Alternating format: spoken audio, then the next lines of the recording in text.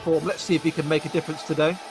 As for the away side, Sheffield United looking to get their first away points on the board. We've got Wes Foderingham in goal. That back three of Anel Ahmedosic, Chris Basham and Jack Robinson at the back three. That midfield five of Jaden Bogle, Souza, Nakati, who makes his first start for the Sheffield United in the Premier League, along with Hamer and Thomas, with McBurney and Cameron Archer looking to give a bit more of an attacking edge to the Sheffield United side that we've seen so far. Should be an interesting contest. I'm expecting it to be relatively routine for the home side, but you never know. We could always be in for a surprise, and that's the Premier League. But kick off in about a minute's time here at White Hart Lane. And I'll be coming back to you to ask you questions about Spurs and Sheffield United. But for those who like an omen and those who like statistics that may say otherwise, well, Sheffield United's last Premier League win actually came against Spurs. That was at home, and they defeated them 3-1 that time in July 2020. That was their last Premier League win against Spurs in July 2020, a 3-1 win at home, and that was all famous for that handball that I know Spurs fans remember very, very well. Right, well, that is our big six, shall we say, done, and then we're going to move down in the Premier League. We're going to go to Fulham v Luton next. Johnny Holmes is watching over this one. These are two teams that are probably used to facing in the lower leagues, Johnny, aren't they? Both teams that have languished in the Championship over the last few years. And the last time these two faced, well, Fulham beat Luton 7-0 in May 2020. The last time these two faced in the Championship. But it's a different background, a different backdrop for these two teams today. And that backdrop is the Premier League, Johnny. How are you feeling for this one? Absolutely, Josh. Good afternoon, everybody. This one could be quite a fascinating one because both sides need to find form and find it fast. Fulham was smashed 5-1 by Man City last time out, and there could be goals galore with both sides really leaky in defence. So looking at Fulham first of all, Nigerian Calvin Bassey is on the bench today. He signed from Ajax for £18.2 million. It's a 4-3-3 and a familiar one for Fulham with Bernd Leno in goal, Castagna, Ream, Diop and Tete at the back. Reid Palhinha returns to the squad after injury issues and Pereira in midfield as well. And Willian, Jimenez and Wilson up front for a Fulham side that have struggled for goals without Alexander Mitrovic, who of course left for Al Hilal earlier on this season. For Luton, well, they're 19th in the table overnight. They're yet to earn a point in 3 matches. They have played the least amount of games alongside Burnley due to renovations at Kenilworth Road. That might be something to do with it. They line up, well, is it going to be a 5 at the back or is it going to be a 3 at the back? They've got Bell, Lockyer, Anderson, Burke and Kabore at the back there with Kaminsky in goal. They'll be hoping that Bell and Kabore are able to bomb forward on the wing. Lokonga, Nakamba and Chong in midfield with Morris and Brown up top. Could be goals in this one. Could be some leaky defences. Let's see how it goes. Yeah, these are two teams, or Luton, many people, only 1 point for them so far this season. And many people are saying that they're not going to do much better than that. Many people are saying they've got the lowest Premier League points total in the history of the Premier League. We'll see about that one. That one belongs to Derby. I think they got 15 points that season. They've only get 14 less points between now and May to achieve that goal. As for Fulham then, well, they are sort of similar, aren't they, really, in terms of they've only got 5 points. There's a bit more. And I'd say they've been a little bit unlucky. They've obviously struggled for goals, but they got a point against Arsenal and they came so close to getting something out of Manchester City before that questionable offside decision after the Yake shot was the Manchester City player in the way. Did it block Leno's sight of view? Well, many people think conceding that goal at half-time left Fulham with a bit of taste in their mouth.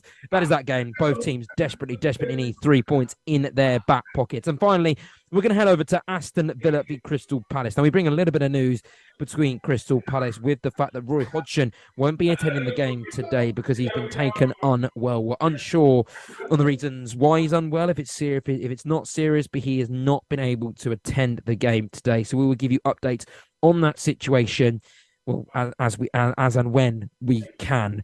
But they have got football to play today, and his team are travelling to Aston Villa, an Aston Villa team who are in incredible form. 7 points so far from 5. That's okay for them, but in general, the Unai Emery revolution has taken the Midlands team over by storm, hasn't it? And you can see the way they were in the Europa League conference matches against Hibernian. There's a different feel at Villa Park, and it's really special to be a fan for their team right now. And they host Crystal Palace today, and our match porter there is over there. Give us through that one there.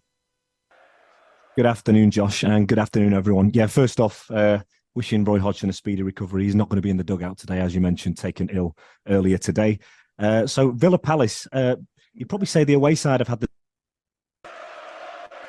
steadiest start. Villa so far, when they've been good, they've been very good. When they've been poor, they've been very poor. So they'll be eager to get 3 points on the board today. Just the one change for them. In comes Zanolo, replacing Diego Carlos from the defeat at Liverpool. That suggests a bit of a system change. We'll probably see Digne and Matty Cash drop back into their usual full-back positions. For Crystal Palace, 2 changes for them. I think they're both enforced because Lerma and Guehi, who we saw obviously feature for England in midweek, both drop out of the side, drop out of the squad. And in for them, Will Hughes and Richards replacing today. So this just got underway now. We're a couple of minutes gone. Villa Crystal Palace, I'm sure it's going to be an interesting watch. Crystal Palace, well, they are undefeated away from home all this season, winning 2, drawing 1. So that's fantastic away from once they go to one of the most hostile environments in the country, Villa Park. So at least they've got that kind of charging them and behind them as they go into this game. I think that one is going to be a lot tighter than we've seen, but it'll be interesting to see how Crystal Palace do react with their manager being taken unwell and with the manager not being at that game today.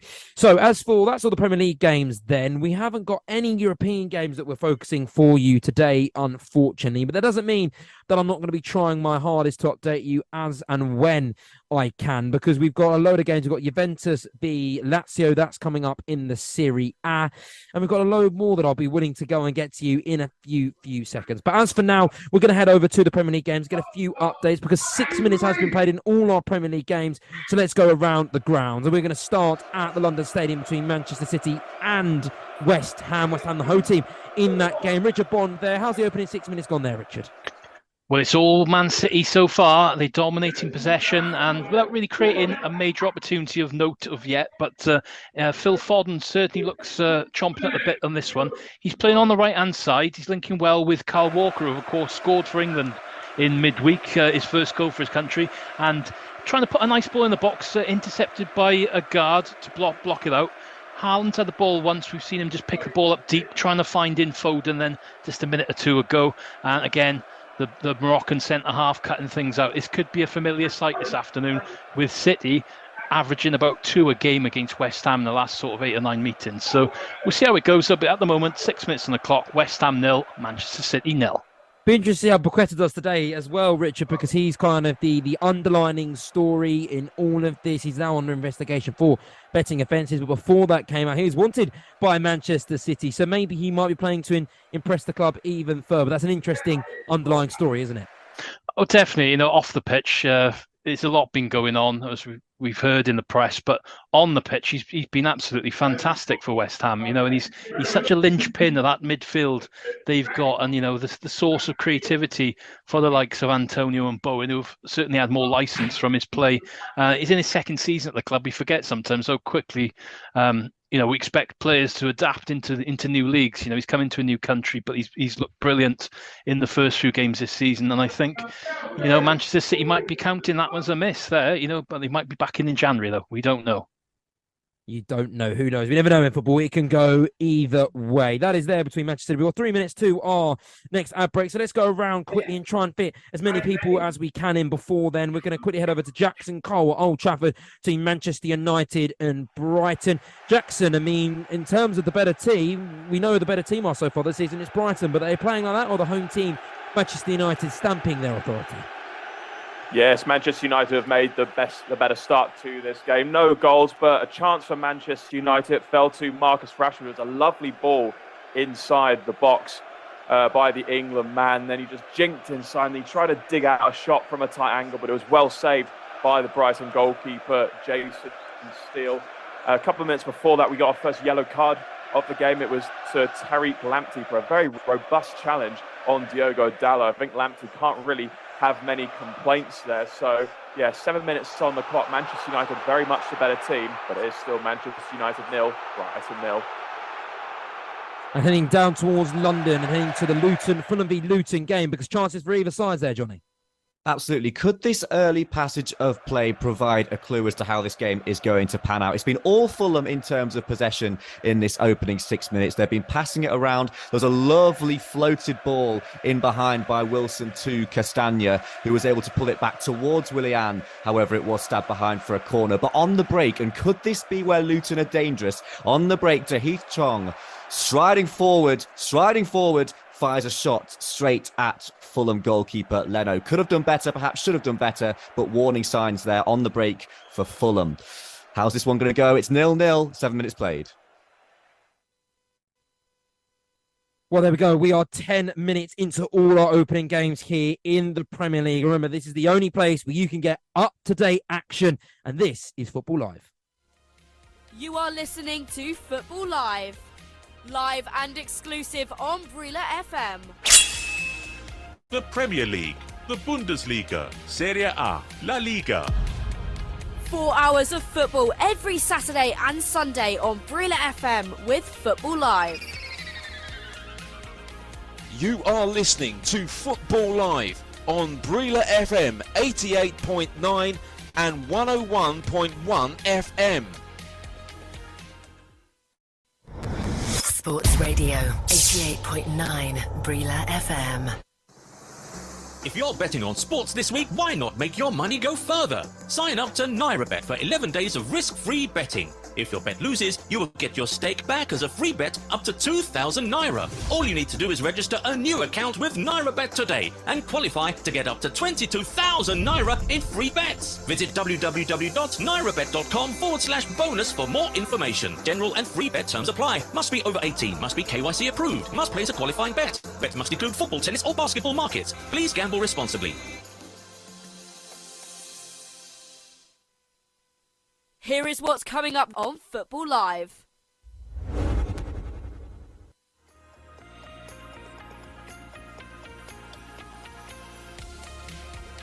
Coming up tomorrow on Football Live with Chris Baldwin.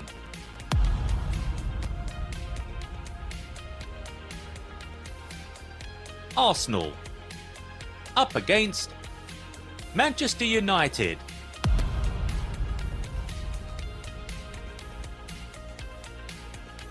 Premier League action. Football Live will be around the grounds chasing the goals. You are listening to Football Live on Brila FM.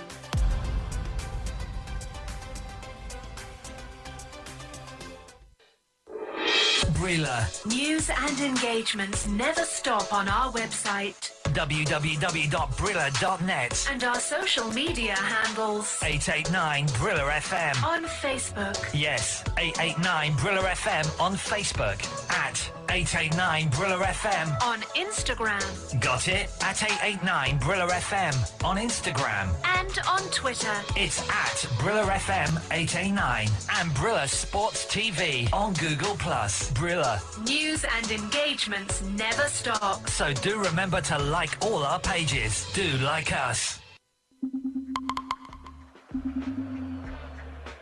You are listening to Football Live, powered by NairaBet, with Barry Swain.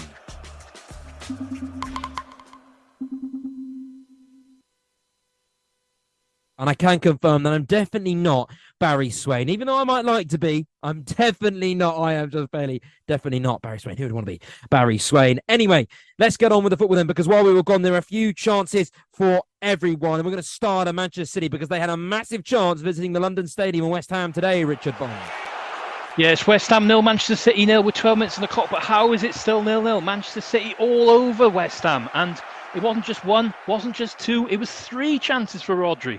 The first, a cross into the box. He gets up, sinks ahead into the back post. Areola is there just to tip a save round the post. Not round the post, just back out towards the defender. It's kind of trickled back into the box. The Spaniard gets a second chance at it. It's blocked desperately then on the line. It's come back again. He's got a third effort at it. He's tried to loop it this time into the top corner. There's Thomas Souček on the line though, and he heads away. Unbelievable stuff. Manchester City really should be ahead. They're not. It's still 0-0, and it's West Ham 0, Manchester City 0, 30 minutes on the clock. Manchester City letting a chance go begging, and their City rivals Manchester United on the exact same at Old Trafford, Jackson Cole. Yep, another chance for Manchester United, and it was the new man, Rasmus Højlund, who nearly got his first goal for the club on what is his first start.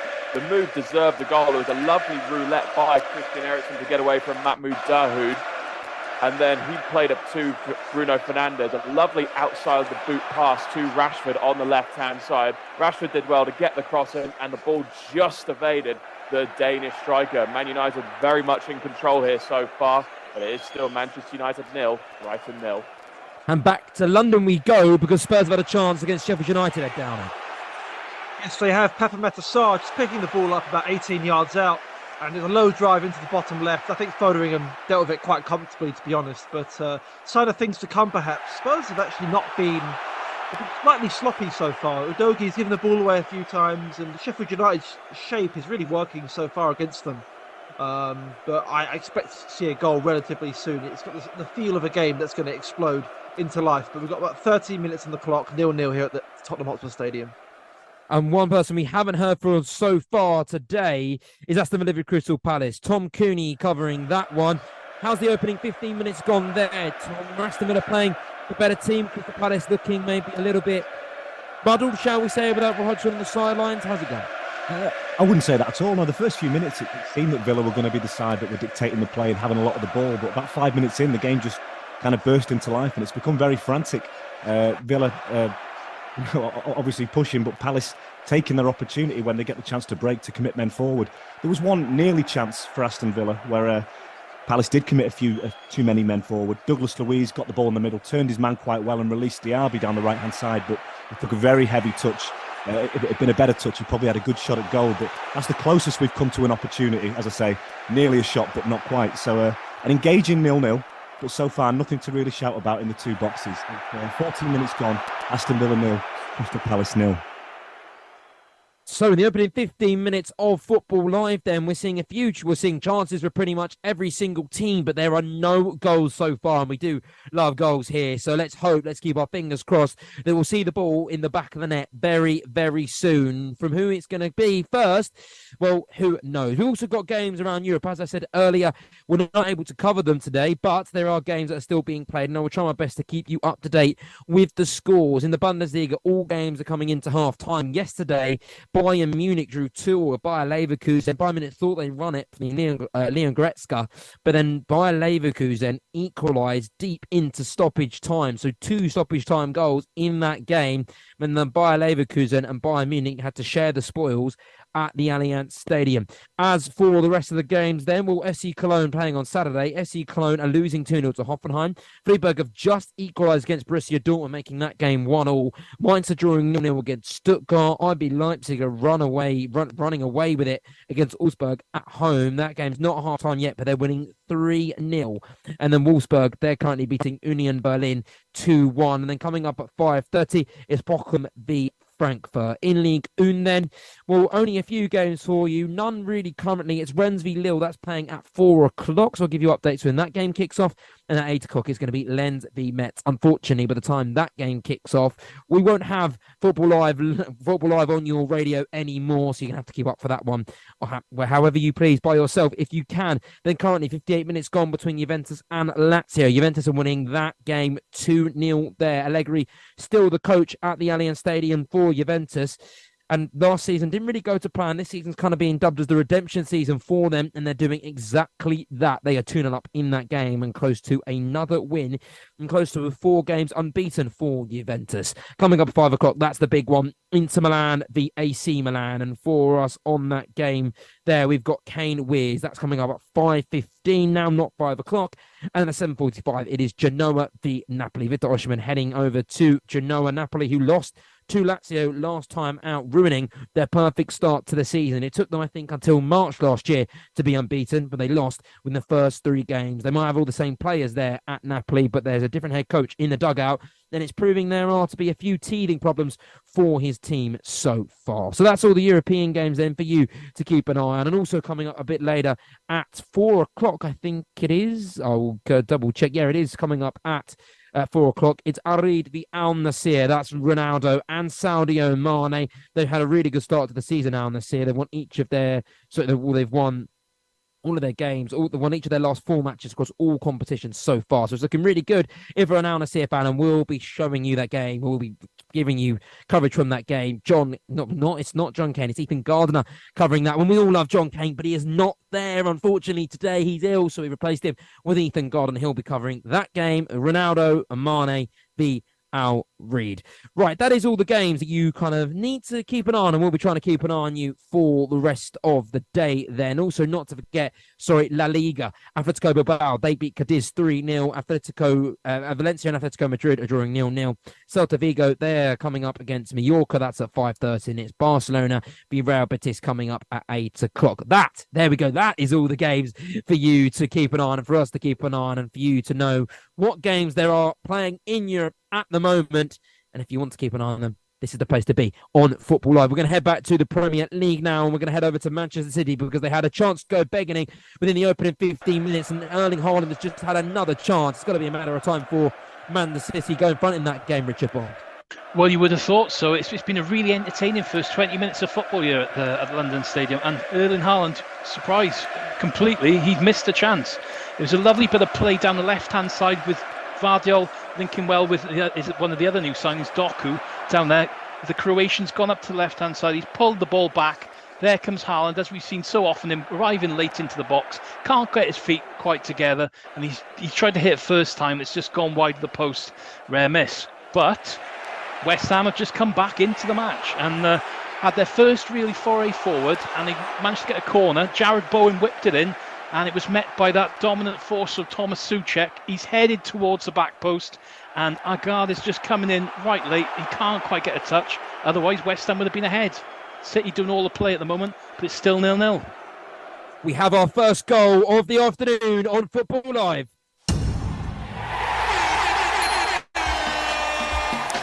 The goals, powered by NairaBet. But where has it come? I might hear you ask. Well, it has come at Old Trafford, but it's not come for the home team. Yes, their dismal start to the season. Well, it's only getting worse because Brighton have found the back of the net in that game, and the Seagulls, they flew up to Old Trafford and they have taken the first blood in that game. They are now leading 1-0 there. It is Manchester United 0, Brighton 1. Brilliant start for that game for Brighton. They needed to respond, and it's Danny Welbeck, of all people, who scores there. He obviously used to play for Manchester United before going to Arsenal. He was deemed to be one of the best players to come out of Manchester United. He didn't go to plan, but he kind of resurrected his career over on the South Coast, and he has scored for the away team, stinging his old club. And we'll go to Jackson Cole now to tell us information on that goal for Danny Welbeck and for Brighton. Well, I did not see this coming at all. Brighton have been, basically non-existent in this game before Welbeck scored. It's Man United 0, Brighton 1. It's a very well-worked goal by the Seagulls. It was played out right and then crossed in low. A brilliant dummy by Adam Lallana. And there was an unmarked Welbeck, 12 yards out from goal, and just slot it home with his left boot. What a shot we're going to have on here at Old Trafford. It's Manchester United 0, Brighton 1. Jackson, is that a surprise goal? Manchester United dominate most of the ball. Brighton shown that threat? It's a complete surprise against the run of. They've been dominant in possession. They've had 2 good chances through Rashford and Rasmus Højlund, and this has been Brighton's first serious attempt at goal, and they've scored from it. And I must say, there will be a massive inquest in defence for Manchester United because Welbeck was just allowed to roam into that box completely unmarked, and it was one of the easiest finishes he'll ever have in his career. So more concerns at the back for Manchester United. Serious concerns for Manchester United. They've had a leaky defence all season. That midfield as well has just caused them so many issues. It's a concerning time for Manchester United. We thought this year would be the year that they kick on under Erik ten Hag, but it just seems like they've regressed and some early teething problems for them, hoping they'll be able to get over that. Right, where should we go now? Because so much is happening in the Premier League right now. We're going to head over to Richard Bond because West Ham have had a chance. So Manchester City had a few of the early chances. West Ham, they're showing that they're not lying down and they're not there to be easy meat for the Mancunian. No, they had that chance not so long ago where a guard came really close to just getting them ahead against the run of play. But since then, it's been all City again and led the line really. And I tell you what, Phil Foden and Bernardo Silva have been absolutely fantastic in this opening period. Rodri's just he seems to get so much space in the ball sometimes. He just played the ball out wide to Bernardo Silva. He's taken on his man. He's just done a little 1-2, little step over after that then, and put the ball across goal. There's Foden coming through, and he shoots just wide. It's just so slick from Man City. It's only a matter of time, surely, until they get a goal. But at the moment, West Ham holding firm for now. It's 24 minutes on the clock. West Ham 0, Manchester City 0. And to Tom Cooney now talking between Aston Villa and Crystal Palace, because Villa, they've had that first chance in that game. Yes, Josh, this game's burst into life for Villa. They really should be ahead. Crystal Palace almost the architects of their own downfall. A tricky couple of minutes for Chris Richards. I think it was Chris Richards who, it's a classic mistake where he's not looking at the pass he plays back. He puts Ollie Watkins clean through on goal, and 1v1, he hits it straight at the keeper. It's a good save and the chance goes. A couple of minutes later, Matty Cash fires the ball across. It just hits Chris Richards, and very, very fortunately, when the other side of the post hit the side netting. So a couple of chances in quick succession for Villa. Very unlucky not to be ahead. A couple of yellow cards in the game. Eze very cynically taken down by John McGinn as he tried to turn. John McGinn was rightfully booked, and we saw Eze, who asked for the yellow card, and the referee put him in the book as well. So yellow card apiece. As I say, Villa unlucky not to be ahead. 23 minutes gone. It's still 0-0. How's Diaby played so far today, Tom? He's had an excellent start to the season at Aston Villa, an excellent start to life at Villa. How's he done so far in this game? He has. I mentioned earlier he had that chance in the box where maybe it came to him a bit too quick and he took a poor touch. But he's been lively. He's obviously got a lot of pace, and you can see that Villa, when they get the opportunity to counter-attack and the space for him to run into, they're looking to hit him every single time. The game has kind of been Crystal Palace with men behind the ball, so he's not had too many opportunities to stretch his legs. But no, he's a really good start to the season, and he looks lively again today. Definitely a danger man. That is good to know and good to hear if you're a Diaby fan or if you're an Aston Villa fan. We're going to head over to... Actually, we'll head over to Ed Dowling now. Sorry, John Holmes, we're with you at Fulham at the moment, but there seems to be a few chances happening currently at Tottenham. Chances for either side there, Ed. Yeah, the last sort of 15 minutes, Josh, was a flurry of Spurs chances. I'll start with the best one of all. Yves Bissouma just broke from midfield and just ran directly at the Sheffield United defence, beat about 3 players and got a pretty good shot off that forced a corner. Really good chance from him. And then Sheffield United went down the other end and forced a pretty good reaction save from Vicario. So Sheffield United not sitting deep as we'd expect. You know, they are trying to attack Tottenham on the break, and they're looking good so far, but Tottenham are kind of kicking into that next gear. So hopefully we should see some action in the next sort of 20 minutes or so. But 25 minutes gone here, it's 0-0 at the Tottenham Hotspur Stadium. We have to say about Spurs, don't we, Ed, that obviously it's been all blue skies over at North London so far. But if we cast our minds back to the Brentford game at the start of the season, when they came up against a side who were defensively solid, don't maybe play that expansive football, they struggled, didn't they? And maybe they're struggling to start now. I mean, are you seeing a little bit of those, not frustrations, but, you know, they're a bit tougher to break down, Sheffield United. And then with obviously their weaker back line Spurs, are we maybe seeing that developing like you did at the Brighton game? Not sure. I'm not sure. I think having watched all of Spurs' matches so far in the Premier League, I think they struggle in the first sort of 10 minutes to really assert themselves. And then from there, they really start to kick into gear and move up the gears in that way. And really, from about the 15th minute onwards, it's just been a high-quality Spurs chance after another. With the occasional sort of Sheffield United breakaway. It's been really good from Spurs so far. James Maddison is absolutely running the show here.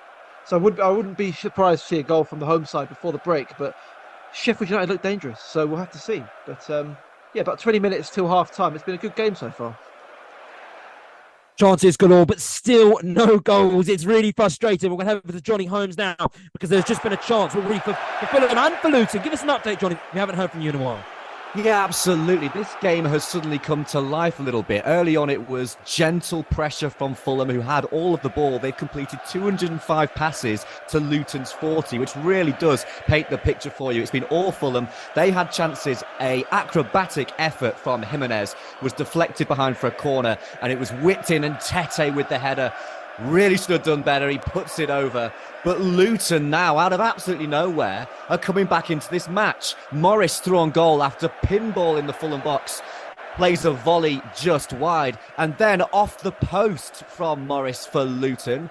Where has this come from? Luton suddenly coming back into this game. No goals so far. Fulham 0, Luton 0. 26 minutes played. I think we would doubt Luton. They play with a lot of flight. They can progress the ball well from back from defence into attack. We saw that against Chelsea when they unfortunately lost there. So I think we would doubt Luton, but they're showing against Fulham that they should definitely not be slept on this season. They're showing that little bit of fight. Thank you very much, Johnny. We're going to head over to Jackson Cole now because Manchester United, they are the team that are trailing so far, losing 1-0 to Brighton, our only goal so far this afternoon. But they've just had a chance to look to respond and get that goal back there, Jack. Yeah, and the chance fell to Marcus Rashford again. It was brilliant work down the right by Diogo Dalot, getting away from Kaoru Matoma. His low cross found an unmarked Rashford on the edge of the box, but it was heroically blocked by Simon Adingra, the Ivory Coast international, who actually supplied the assist for Danny Welbeck's opener.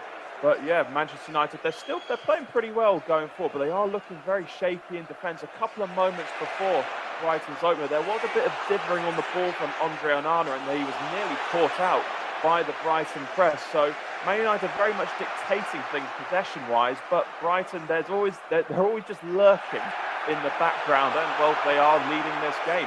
It's Manchester United 0, Brighton 1. We've got a few minutes then to the ad break, but for now, we're going to quickly talk about the 12:30 game then, and we're going to be talking about the 12:30 game between Wolves v Liverpool. And that was a game where Wolves, well, they took the lead early on in that fixture. Hwang Hee-chan at 7 minutes into that game got his side off from the start, but as we've seen so far this season, Liverpool, they're the late comeback kings, aren't they? We saw Darwin Núñez score 2 quick-fire goals. Liverpool were down to 10 minutes in that game. Van Dijk getting sent off to turn that game around and win 3-1 in that game. And it's exactly the same. Cody Gakpo was the player that lit the match, shall we say, to spark that comeback, scoring on the 55th minute after they went into half-time trailing 1-0. And that meant it was 1-0 for most of the game. And Wolves, well, they really would have been happy, shall we say, with that point, and they really would have been looking to hold on for dear life. But Liverpool, they had other ideas because left back Andy Robertson on the 85th minute put Liverpool in front to get them those crucial 3 points, and it was a fantastic turnaround for Liverpool. And then on the 91st minute, they sealed those 3 points. Any question of a Wolves striking back again and making it 2-2 was cancelled out by Bueno, their own player scoring an own goal to make sure Liverpool left the Midlands 3-1 winners and taking those 3 points back to Merseyside. And it's interesting in Liverpool, isn't it? Because they're showing excellent fight to come back into these games. But I guess the question is they've got to start better. They can't be starting sluggish again in those first half. And actually, it's the first goal for it's for the third time they've conceded the first goal in 5 Premier League matches this season. That shows that they're not starting games quickly enough. And if you saw against Bournemouth after they fell 1-0 down to Bournemouth at Anfield, they just need to start with a bit more sharpness in their blood and a bit more sharpness in their bones, shall we say. But what they're doing is they're turning games around and they are winning. But I guess the question is, how long is this football sustainable enough? Because there's going to be one day where you start a game sluggish and you just can't seem to turn it around. But for now, Liverpool fans, you don't have to worry about that because you are turning these games around. And you are getting away with the 3 points. And that is 3 points that sees them top of the table currently, 13 points, 4 wins and 1 draw and 0 losses to start the season with 12 goals scored and 4 goals against. It felt like ages since we've seen Liverpool at the top of the Premier League. It was only not last year, but the year before that it actually was. But it feels like a very long time. So it's good for them to see them at the top. Right, for now then, we're going to go around the grounds to get a few more updates from everyone, as I just gave you that 12:30 update. We're going to start at Manchester City then, because we haven't heard from Richard Bond in a while. Richard, I just said Manchester City had all the chances, but West Ham, they've got a chance of their own, and things calmed down since then. Are both teams just kind of finding a way to get their first goal? How's it going? Well, West Ham, to their credit, have defended really well in this first half an hour, and Manchester City have had chances, yes, particularly those Rodri hat-trick of chances towards the beginning and the Haaland one. And you know, you've got to give them credit, and it's very hot out here. The players are just having a bit of a drinks break, and the defending is probably the difference between West Ham of last year and West Ham of this year, the one that was struggling to the one that is doing so well. If they get something out of this game now, which could happen, if particularly looking at like maybe a set piece of sorts. You know, they look very threatening of what little they have had in the City half. But at the moment, yeah, it's a bit... It's settled down quite a lot. They've had a bit more possession. City still do look threatening on the counter-attack, but we shall see. 33 minutes on the clock, West Ham 0, Manchester City 0. Let's quickly head over to Old Trafford between Manchester United and Brighton. Jackson Cole covering that one. Have Man United ever close to finding that equaliser there, Jackson? No, there's not been too much by the way of chances since you last came to me, Josh. Man United still controlling possession, but not yet to threaten Jason Steele's goal, well, in the last few minutes anyway. I was looking at the stats before the game, and United they're unbeaten in their last 31 games at Old Trafford. Their last defeat came on the 8th of September last year, so Brighton could be breaking new ground as they have been for quite a few years now, because it is still Manchester United 0, Brighton 1. And Villa, before we go to Sports Radio 88.9 Brila FM. You are listening to Football Live and exclusive on Brila FM. The Premier League, Serie A, La Liga. 4 hours of football every Saturday and Sunday on Brila FM with Football Live. You are listening to Football Live on Brila FM 88.9 and 101.1 FM.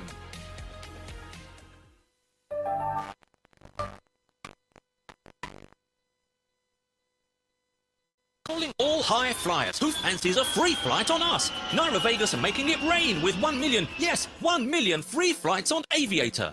Claim unlimited flights with no minimum stake. The sky's the limit. Every day it will randomly rain free flights through the chat feature. Simply place your bets on Aviator and watch it rain free flights in the chat. Make sure you board the plane. You wouldn't want to miss out on a maximum multiplier of times 250,000. Full terms and conditions apply. Must click claim in the chat to be rewarded. Free flights for Aviator only. Must be 18 plus. Please play responsibly. You are listening to Football Live and exclusive on the FM. Coming up tomorrow on Football Live with Barry Sway. Perth taking on Chelsea. Arsenal go to Everton. Live and exclusive on Brila FM. You are listening to Football Live. Brila. News and engagements never stop on our website www.brila.net and our social media handles 889 Brila FM on Facebook. Yes, 889 Brila FM on Facebook. At 889 Brila FM on Instagram. Got it? At 889 Brila FM on Instagram. And on Twitter. It's at Brila FM 889 and Brila Sports TV on Google+. Brila. News and engagements never stop. So do remember to like all our pages. Do like us. You are listening to Football Live.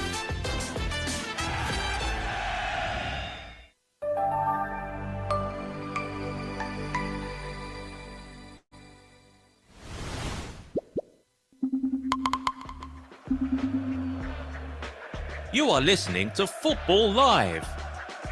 Powered by NairaBet. With Josh Bailey.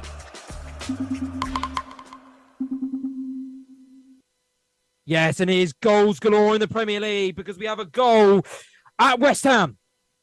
The goals. Powered by NairaBet. Yes, and it is not a goal for Manchester City because there could be a shock on at the London Stadium as it is the Hammers that have taken the lead, Richard Bond. Unbelievable stuff, yeah. We said it's all City, all half, 37 minutes gone, and it's West Ham who incredibly have taken the lead. No play they've had so far, but Vladimir Kufal, he rode his luck down the right-hand side. Chance to cross into the back post. James Ward-Prowse was there, just a nod in past Edison to give West Ham the lead. It's unbelievable. We've about 8 minutes to go to half-time. West Ham 1, Manchester City 0. Richard, I mean, that's an absolute shock, isn't it? It's absolutely incredible. We'll come back to you in a minute, but I just need to announce a goal that did happen at Aston Villa. However, it was cancelled out. So the home team had taken the lead there, but it was ruled out, and we are back to 0-0. No goal on the score sheet. Aston Villa 0, Crystal Palace 0. Bringing back in Richard Bond shortly. Richard, just to talk about Manchester, I mean, is that a shock goal there for West Ham? How have they responded since conceding that goal? I mean, it's not like Man City to trial in their games, is it? No, they look shell-shocked, to be honest. Pep Guardiola does not look happy. It's his first game back after his back surgery, and I bet that's hurting a bit now after that goal. And, you know, West Ham is starting to get a bit of play, but it didn't look as if they were coming back into this when it looked like City were going to score. But, you know, Ward-Prowse, he's had such a good start to his career at West Ham. You know, a couple of assists, couple of goals now. And, you know, you've got to give them credit. They've held out well. They defended strongly, and they've got the goal. Deserved stuff here. West Ham, 6 minutes to half-time. Lead, 1-0. 1-0 there, and that could be a big shock result. So we'll keep you up to date on that tie with Richard Bond. We're going to quickly go to Tom now, who is covering the game between Aston Villa and Crystal Palace. Villa had the ball in the back of their net, Tom, but it has been ruled out. So what was it ruled out for, and what was the goal like? Well, the goal was ruled out for offside. It's one of those that at the time I didn't see it, but it's gone to the VAR check, and obviously we're talking inches that have played Diaby offside. Crystal Palace getting away with it because it would have been a route one goal to concede. For all the good play we've seen, it was a long ball from Pau Torres over the top of the defence. A great touch from Diaby this time. One touch, and then he slides it in the near post. It looked like a fantastic goal, but yeah, it went to the VAR check, and he was just gone a second too early. I really don't know how Villa aren't ahead. Matty Cash and Digne have been massively influential in this game. Since that disallowed goal, Matty Cash firing a ball across the box, and Ollie Watkins a whisker away from a tap-in. And just moments ago, Luca Dean, turning provider, he crossed in, and Matty Cash on the edge of the 6-yard box, great chance to head. It went just over. So what are we, 39 minutes gone? It's 0-0 still. I don't know how. Manchester United have struck back against Brighton. It is now 1-0.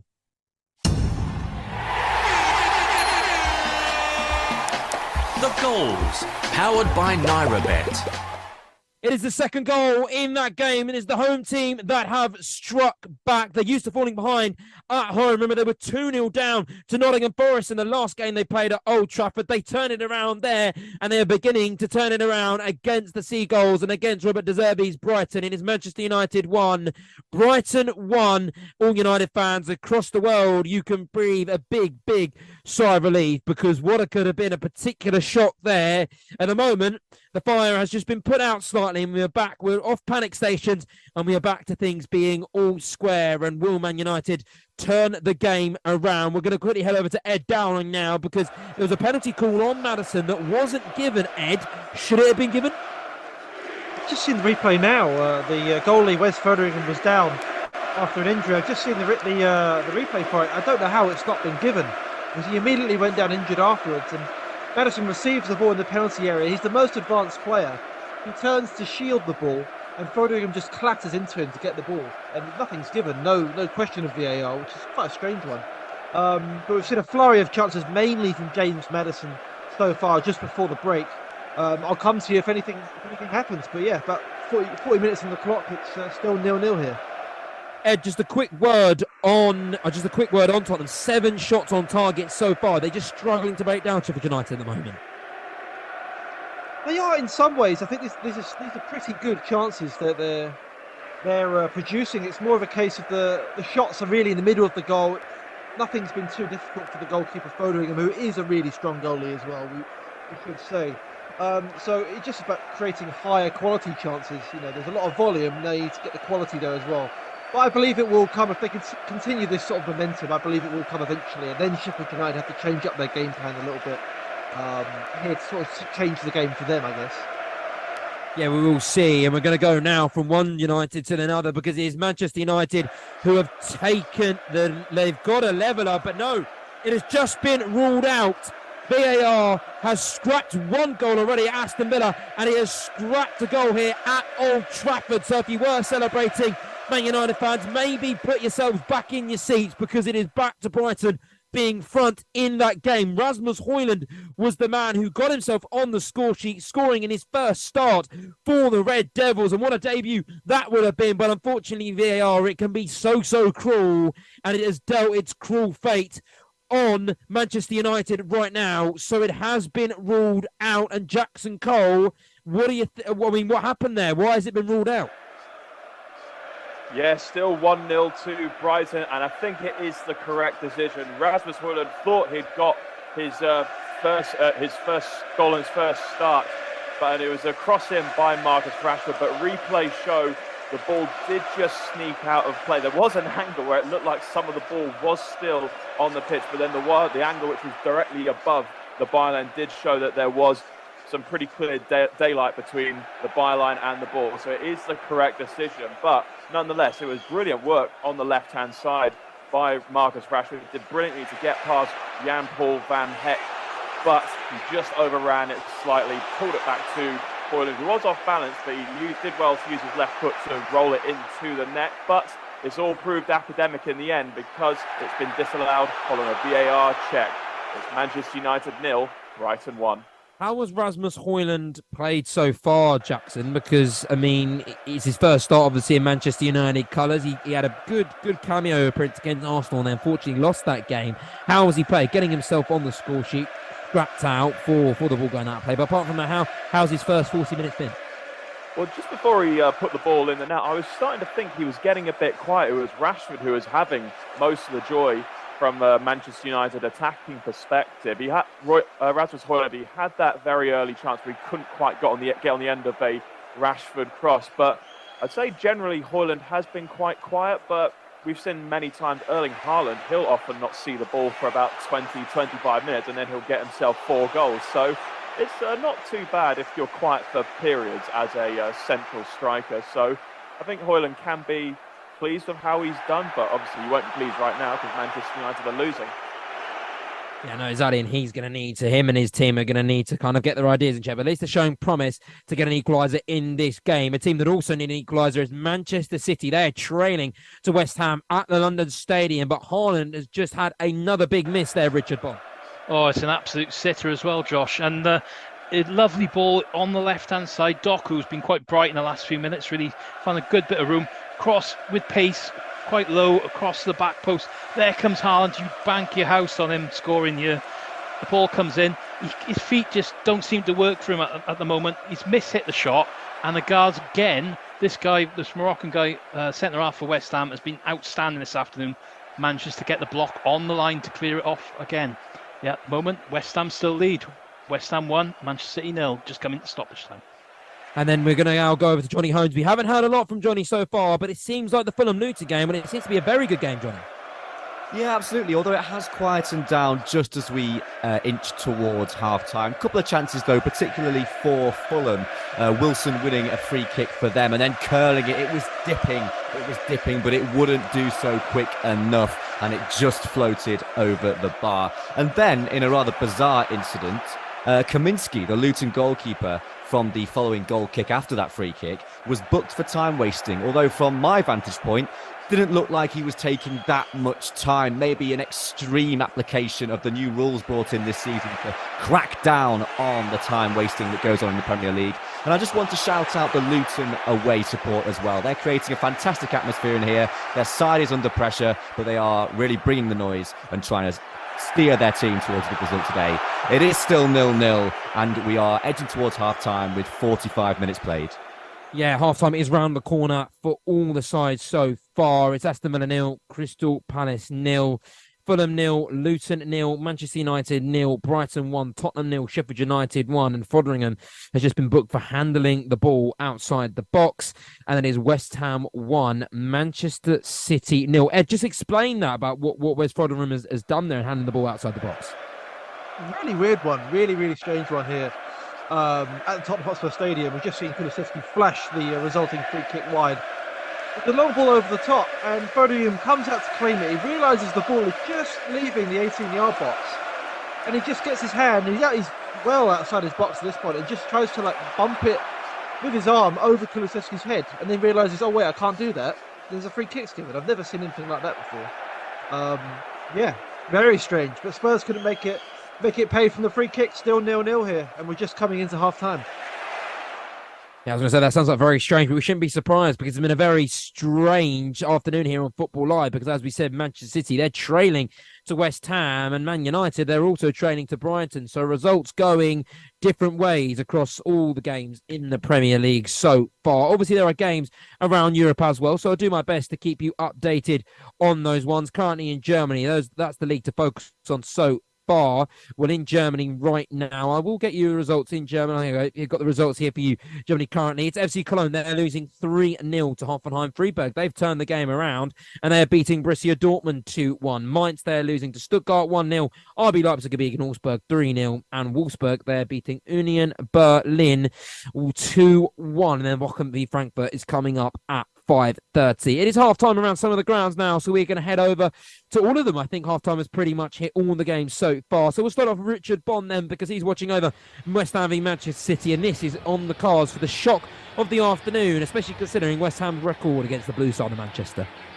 Yes, definitely, Josh. It'd be the first win for West Ham over Manchester City in 9 years, and incredible record that David Moyes has also never beaten Pep Guardiola as a manager in all three of his clubs that he's managed.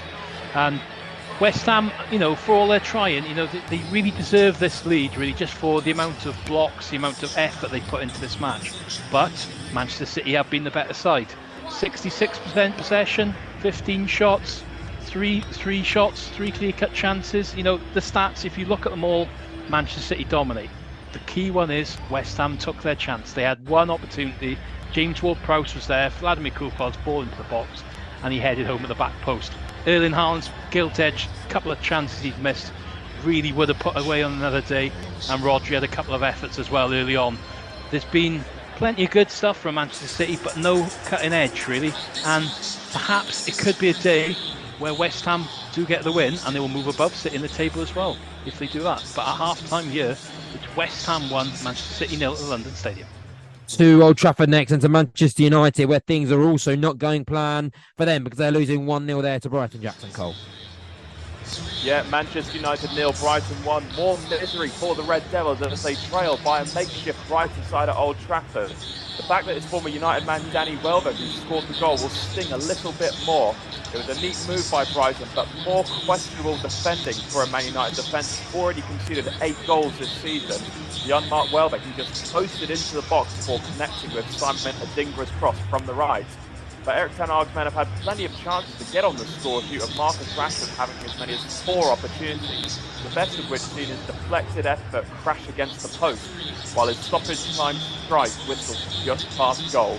Rasmus Højlund thought he'd got a goal on his first start for Man United, who was finished from close range, but a VAR review showed assist provider Rashford just overran the ball before crossing it in to his teammate. Very interesting first half here, and a shock is on the cards. Manchester United 0, Brighton 1. The Spurs v Sheffield United. It's half-time there. It's 0-0 Ed Downing. Seems like an interesting game there, but neither side able to find the breakthrough. No, Spurs have huffed and puffed, but they've not yet managed to find the breakthrough here. They've had 8 shots on target so far, numerous really high-quality chances, but they just haven't been able to put it in the back of the net. Wes Ferdinand, despite his strange decision to come and handball the ball outside of his box, has played very well in goal. But James Maddison, Manol Solomon and Ibn Suma really the standout players for Tottenham, creating a lot of chances. And on the 40th minute, there really should have been a penalty for the home side, James Maddison being brought down by the Sheffield United goalie, but nothing was given by the referee. So we go into the break here at the Tottenham Hotspur Stadium, all square at 0-0. 0-0 there, and it's also 0-0 between Aston Villa and Crystal Palace. Tom Cooney, give us your half-time report. Yeah, 0-0 between Aston Villa and Crystal Palace, but it's been a really, really engrossing game. Both sides bringing a lot of energy and really, really working hard to get that first goal, which you sense is going to be very, very important in this game. Villa will be disappointed to go in at level at half-time. They did have the ball in the net. Diaby with a fantastic touch and finish from a long ball by Pau Torres, but he was deemed and confirmed by VAR to have just gone a little bit early. Villa have had some other chances as well. A mistake at the back put Ollie Watkins through 1v1, and he'll be really, really disappointed he didn't take that chance. For Crystal Palace, no chances of note really, but Eze slowly growing into this game. He's a fantastic player, really. He's been really, really good to watch, although he's not been able to make anything happen just yet. You do sense that if anything will happen for Palace in this game, he'll be at the heart of it. 0-0, but it doesn't tell the full story. Really good game of football. And the final 0-0 of today in London between Fulham and Luton. 0-0 there, Johnny Hines, but an entertaining game nonetheless. An entertaining game, absolutely. It's been mainly Fulham on the ball. The possession stats will read that they have dominated, and that would be true, but only half the story, because you might say the best chances have fallen to the away side here, Luton, with some brilliant opportunities. The glaring chance was the header onto the post by Brown for Luton after a delightful cross by the bombing number 12 Kabore, and also a snap chance for Brown for Luton, a squirming volley, a squirming volley that he just mishit wide in a strong position. So whilst Fulham have had the majority of the ball, the majority of the chances have come to Luton. Thank you very much, Johnny. Those are your halftime reports, and now we hand over to Nigeria for the team.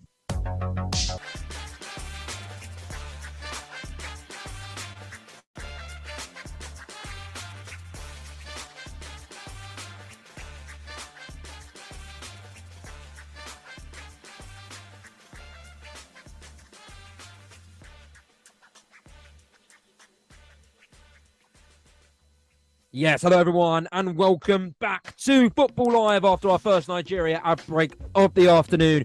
We are back. It was a fantastic first half of the show where we had Aston Villa and Crystal Palace 0-0. We had Fulham and Luton 0-0. We had Man United beating Brighton 1-0. We had Tottenham and Sheffield United playing out a 0-0 draw. And we have our first goal of the second half in the Premier League games because Manchester City have equalised at West Ham.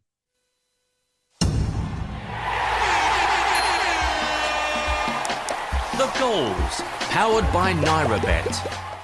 Manchester City, they weren't behind for long, and all it took was a Pep Guardiola halftime team talk to spur their team into life and to get them equalising there. Richard Bond.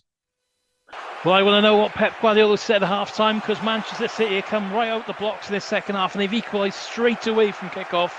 It's West Ham 1, Manchester City 1, and it's a first goal for the club for Jeremy Doku. The Belgians collected Alvarez's pass just inside West Ham's half. He's run with his head down. He's just sprinted through, cut inside one, cut inside two, unleashed a really powerful low drilled effort, and it's got sailed right into the bottom corner past Areola. He had absolutely no chance for that one. He looks a good player, this one, Doku. It's West Ham 1, Manchester City 1, 50 minutes on the clock. And we also have a goal at Villa Park.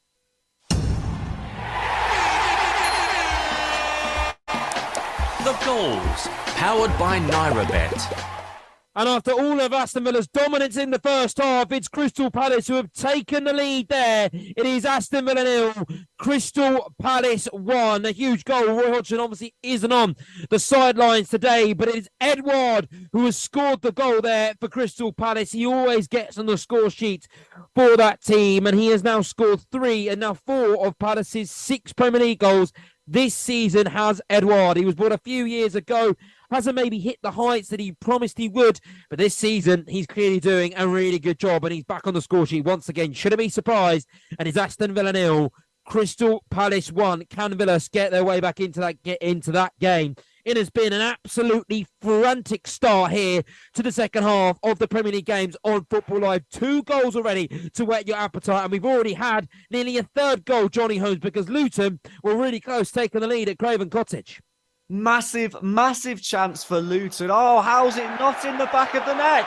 Ball in from the fullback Kabore, who really has been bombing down that right-hand side in the first 5 minutes of the second half here. He whips a delicious ball in, and it's fullback to fullback because Bell is right there. He's got the goal at his mercy. The whole right-hand side of Leno's goal is absolutely gaping, but he passes it back to the left, and that's exactly where Leno is. Anywhere else on target, and Luton would lead. As it stands, it's still 0-0, 50 minutes played. And Johnny, I mean, have you been surprised by the way Luton have played today? I mean, I mean, I guess a lot of people are expecting Luton to not play as well and to be poor, but they seem like they're just a different team to me, what everyone thinks. They've really grown into this one, Josh. They started pretty poorly. They couldn't get a foothold on the game. Fulham were dancing rings round them, passing very quickly, very sharply. But as the game has gone on, Luton have looked a real threat on the break and are now starting to get their foot on the ball themselves. They're starting to dictate play a little bit. Fulham possibly rattled early in this second half. Luton looking very good at the moment. Can Luton get their first win of the season? It really would be special for their travelling fans there.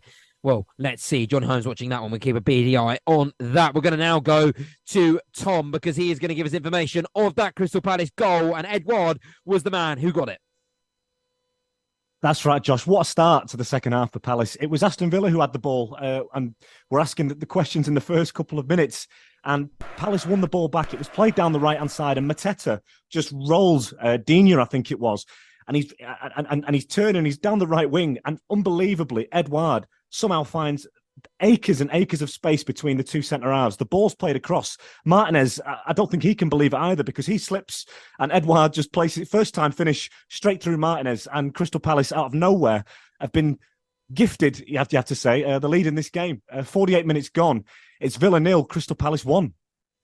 A smash and grab there on their travels, Crystal Palace. Let's see if they can hold on. They're known for their defensive stability, especially under Roy Hodgson. So I wouldn't be surprised if that game ends 1-0. We've been around the rest of the grounds. We've still got 2 games to cover for you. And we're going to start at Old Trafford between Manchester United and Brighton. Jackson Cole is watching over that one. Man United, they had equalised just before half-time. Rasmus Højlund was the player who scored that on his first start in the red of Manchester, but unfortunately it was ruled out as the ball went out for play before it was crossing the box for Højlund. Tapping Jackson Cole. How have Man United started that game? Because they desperately need to find the back of the net sooner rather than later, and do they look like doing that? They certainly do, and they've started very similarly as they did in the first half, in control of possession, looking threatening on the attack. They've had one sort of half chance. It was, again, more great work on that left-hand side by Marcus Rashford. Gets past Jan-Paul Van Eyck, and then his cross just evaded the on-rushing Rasmus Højlund. Replays do show it did take a slight deflection off the Brighton goalkeeper, Jason Seal, so that did change the path of the ball. Yeah, but Man United are still in control, but still losing. No changes by either manager at half-time, by the way. Yeah, so Manchester United in control, but losing 1-0. Manchester United 0, Brighton 1. And to Ed Dowling next, who is watching Tottenham beat Sheffield United. Ed, how's the opening 10 minutes gone there? Same as it sort of ended really here, Josh, to be honest. Foderingham has been down again. I've seen the reserve goalkeeper for Sheffield United warming up, but there's no indication that he'll be coming on. Stop-start, a lot of Tottenham are really trying to move the ball very, very quickly and trying to get that goal as quickly as they can. But no dice at the moment so far. We've played about 5 minutes into the second half. It's still 0-0. No goals there, but there are certainly goals at Old Trafford because we have a second goal in that game.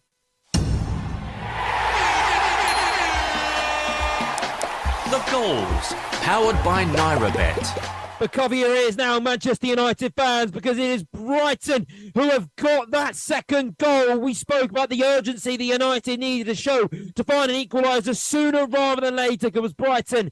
They're prolific up front. They score goals for fun, and that's exactly what they have done at Old Trafford. They've grabbed themselves a second, and the awful start to this season looks like it's only going to get worse for Erik ten Hag's team. We know how special Brighton are. We know the big heads that they take, and they look like they're going to be walking away from Old Trafford with Erik ten Hag in their hands, because it is Gross who has scored there. It's the second goal for the Seagulls. Manchester United 0, Brighton 2, and we are about to see a very, very special victory for Robert De Zerbi and his team. They just seem to get from strength to strength with each game they go by. And let's go to Jackson Cole now to tell us information of that Brighton second. Manchester United 0, Brighton 2. I swear, I can't believe this is happening. If you could look up the term smash and grab in the dictionary, it would have this game pictured in it. Brighton haven't created that many chances, yet they're 2 goals up. It was Pascal Gross with his second goal this season, and there was a touch of fortune about it. Mitoma's misplaced pass just fell to the Brighton man, but there was no luck about the finish. A lovely arrowed effort into the Andre Onana's net, the goalkeeper having absolutely no chance. And well, I think Manchester United, they are a club in crisis. It's Manchester United 0, Brighton 2. Is it an untraditional performance from Brighton? We're so used to them seeing controlling games and dominating their authority that way, but is it an untraditional performance? We don't normally see them winning this game this way, in a smash and grab, shall we say? Yeah, I'd say so, Josh. I mean, Brighton, they made 6 changes from the team that beat Newcastle so well 2 weeks ago, and you've got the likes of Evan Ferguson on the bench and Solly March.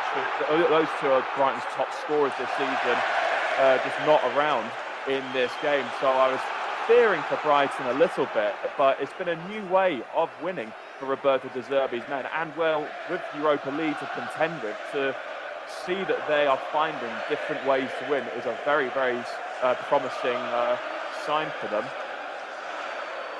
A very, very promising sign indeed. Thank you very much, Jackson Cole. We're going to head over now to West Ham and Manchester City because they have their first of the afternoon, Man City, to bring the scores level, and they're looking to take the lead at the London Stadium, and they came very close with another Haaland miss, Richard Bond. What is going on? Well, I'm not sure what's going on with Erling Haaland this afternoon, but Manchester City look an angry beast this second half. They've had 9 shots already in the first 9 minutes of the second half. First opportunity they've had that I haven't talked to you about so far was Alvarez. He had a free kick about 25 yards out. He's placed the ball, bent it round the wall.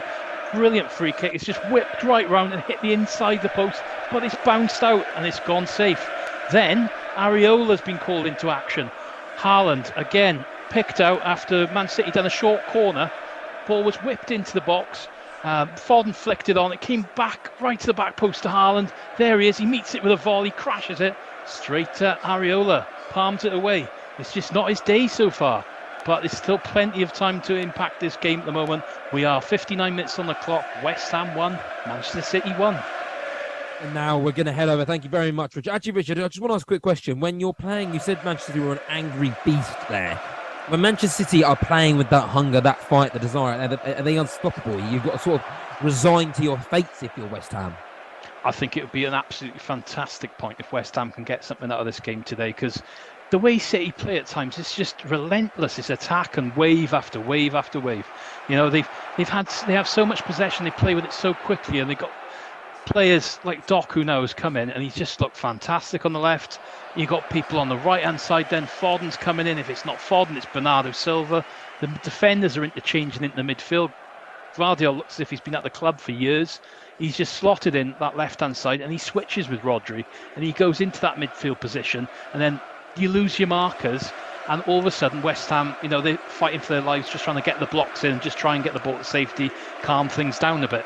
But, you know, long way to go in this one, and it may be a substitute that makes a difference in this one. We don't know, but half an hour to go. West Ham 1, Man City 1. Now, we do have another reporter here, and he's covering the Al Riyadh v Al Nassr game. It was John Kay meant to be covering that one, but he is unfortunately unwell. So it's Ethan Gardner who's got the pleasure of covering the Saudi Pro League for us. Al Riyadh v Al Nassr, really, that should be a game which Al Nassr win very comfortably. They've won each of their 3 meetings against Al Riyadh and are unbeaten in their last 15. Claiming 14 wins and 1 draw since a 2-1 loss in April 2016. But it seems like both sides are enjoying even scores of the game so far there, Ethan.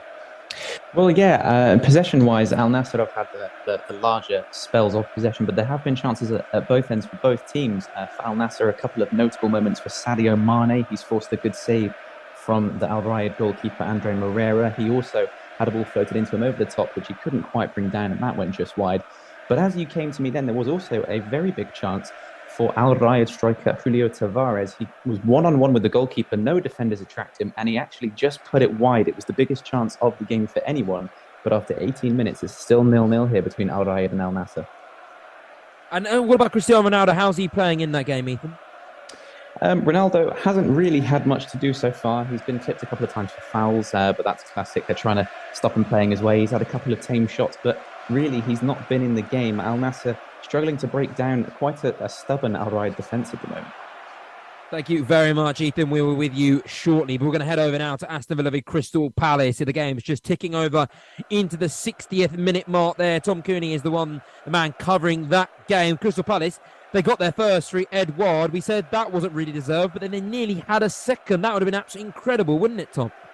Well, after such a poor start to the second half, Villa were really, really rocking for a couple of minutes after they conceded that goal. I think Crystal Palace smelt blood, and there was a chance there to get a second. And again, it would have been, a goal that they've, only had themselves to blame. It was Concert fully in control of a defensive situation with his body in the way of the ball. He allowed Edouard to wriggle in front of him, and all of a sudden Edouard's one-on-one in the box, but he just couldn't get the ball out of his feet, and Concert managed to recover. Villa have started to come back into the game since then. They've just made a couple of changes. Leon Bailey and Yuri Tielemans coming in for Zanolo and Kamara as Villa try and turn this around and get back in the game. 58 minutes gone in this one. It's Aston Villa 0, Crystal Palace 1. If the game was to end like this, Tom, who does it reflect worse on or better on, shall we say? Because for Crystal Palace, I think many people forget about Palace, especially since Patrick Vieira left the managerial dugout and was replaced by Roy Hodgson. I think many people wrote them off this year, but they're getting some points and they're getting some wins behind them, and they're playing some decent football. And as for Aston Villa, again, they've got this fantastic team. Yeah, sorry, they've got this fantastic team. They've got this, Unai Emery at the top. Maybe they're prone to these sort of losses here and there. What would your takeaways be for this match if it was to end this way? Well, obviously, we've only got an hour gone, so there's plenty of time to go. For Palace, I think Palace are going to be involved in a lot of these games this season, where it's very tight.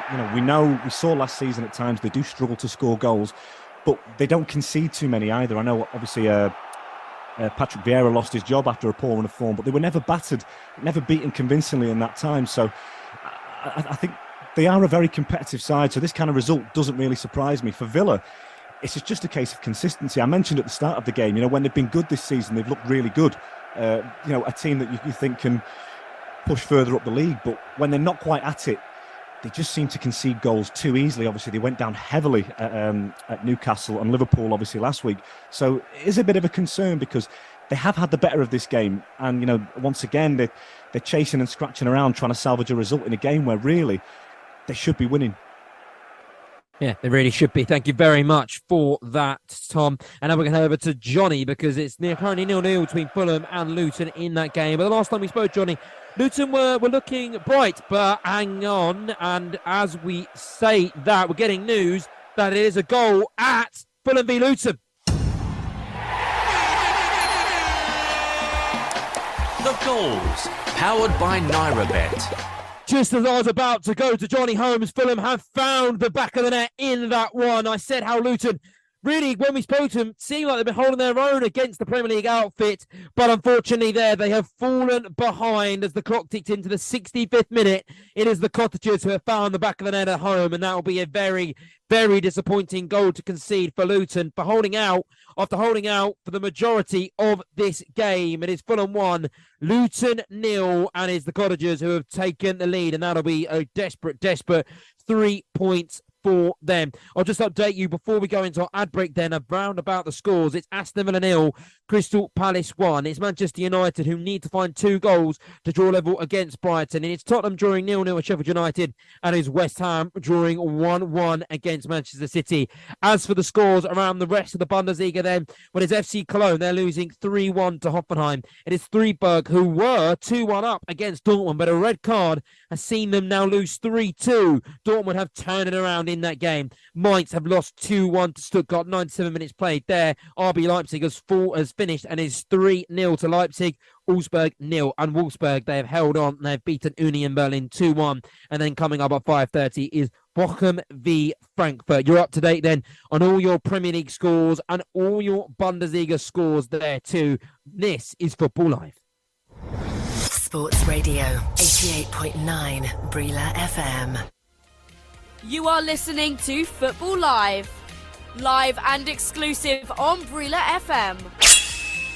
The Premier League, the Bundesliga, Serie A, La Liga. 4 hours of football every Saturday and Sunday on Brila FM with Football Live. You are listening to Football Live on Brila FM 88.9 and 101.1 FM.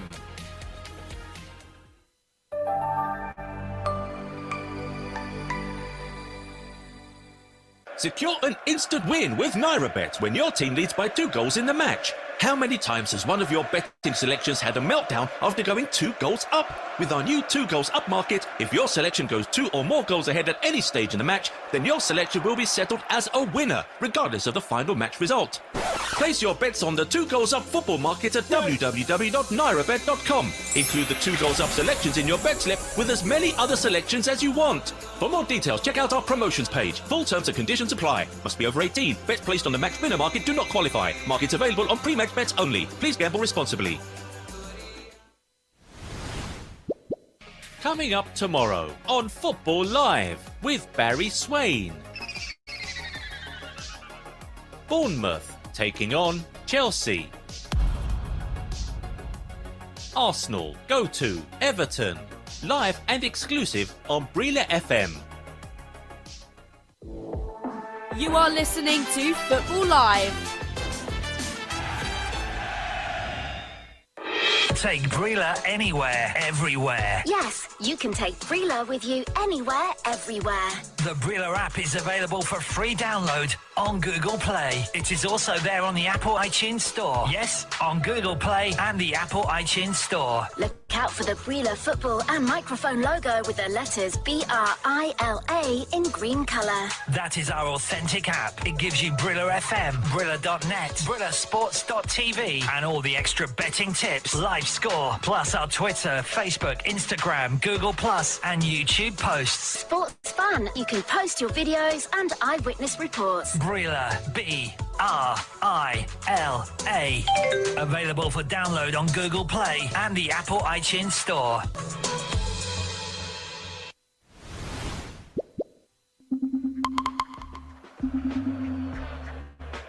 You are listening to Football Live. Powered by NairaBet. With Josh Bailey.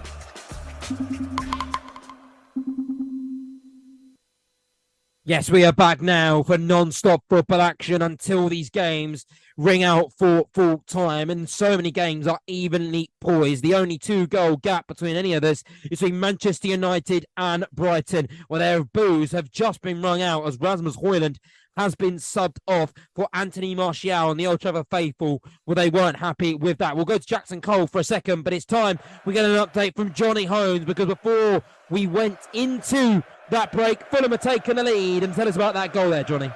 Well, Marco Silva has recognised that the game was going a bit stale. It was starting to slip away from Fulham. They weren't really creating any chances. So he sends on Alex Iwobi and, crucially, Carlos Vinicius, who has got the goal for Fulham to put them 1-0 up against Luton.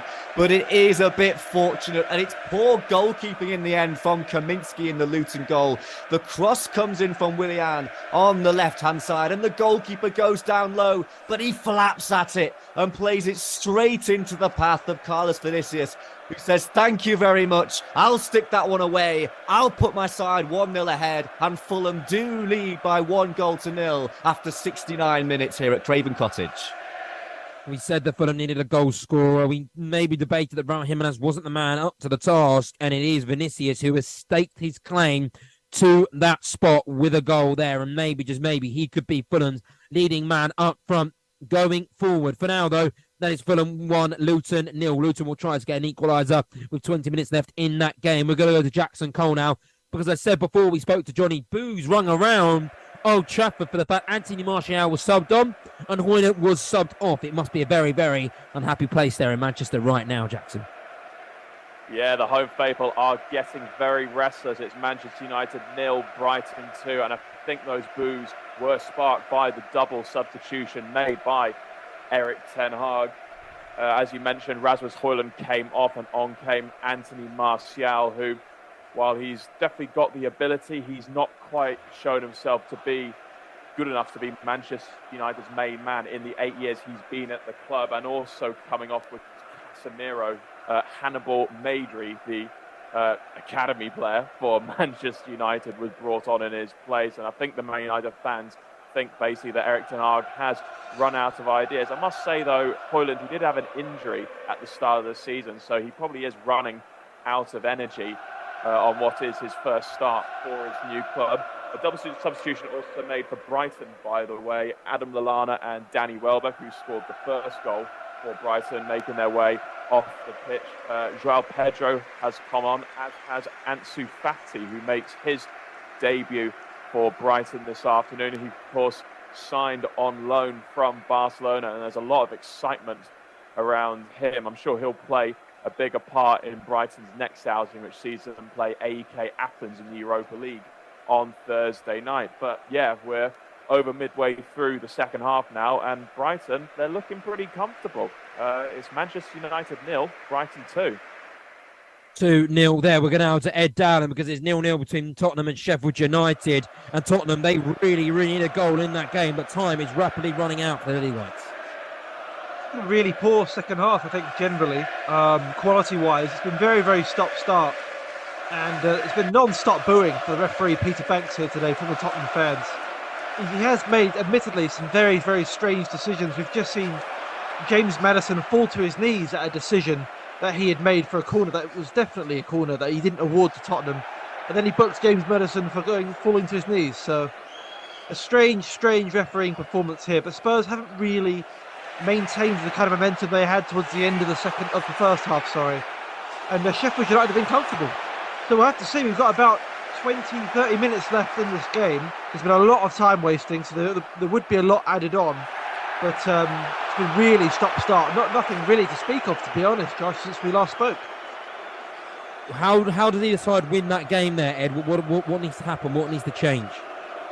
Well, Sheffield United, the way they win it is just is making it count on the break. They've had some sort of snapshots, but nothing really of substance. With Spurs, Sheffield are effectively defending with 7 at any given time on the edge of their box. So it's going to have to take a moment of quality from outside the box or some really clever interplay. I've seen a lot of times so far lofted balls in behind that kind of haven't got anywhere. A lot of speculative passes that haven't really ended up in any chances for the home side. So they've just got to show a bit of quality in a moment. And once they get one goal, I think, Sheffield United, we know what their game plan is. I think they will fall apart. But we'll have to see. It's been a really poor second half quality-wise. I hope it improves. But 71 minutes on the clock, it's 0-0. Things are getting very sour in Manchester because Brighton have their third goal.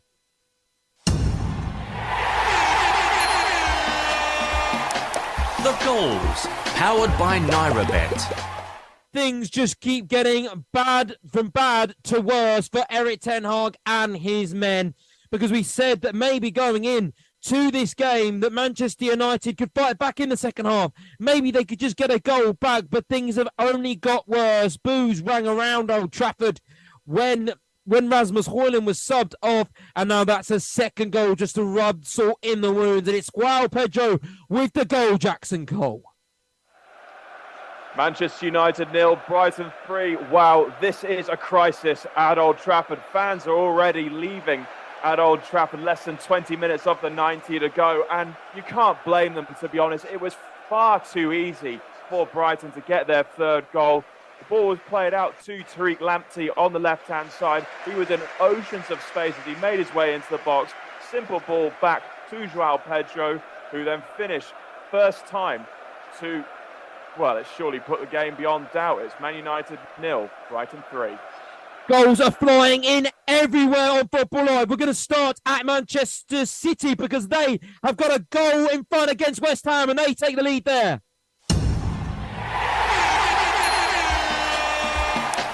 The goals, powered by NairaBet. As things get worse in the red side of Manchester, things only get better for the blue side because they have come from behind to take home. They will be 20 minutes away from taking home the 3 points there. Manchester United, however, as I say that, have just got a goal back at Brighton. The goals, powered by NairaBet. It is now 3-1 there, so maybe just stopping the rot, essentially, for Manchester United. But could that goal spark something into life and just give them a little bit of hope, a little bit of light in Old Trafford they can grab onto and maybe get a comeback? And we also have a goal at Tottenham, but it's not for Tottenham because it is the away side who have scored.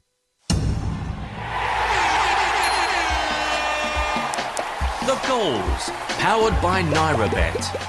I asked Ed Dowling what either team could do to score in that game. Well, it's Sheffield United who have shown that quality to nick that goal, and that is going to be a very, very unhappy camp in North London at the Tottenham Hotspur Stadium. And Sheffield United are very close, and they are very much on their way to getting 3 points. Again, their first win of the Premier League season and their first 3 points of the Premier League season. You've got to ask, where do you start really in all of this chaos? And we're going to start at Old Trafford. We'll quickly go back to Jackson Cole. Tell us of that and the goal for Manchester United.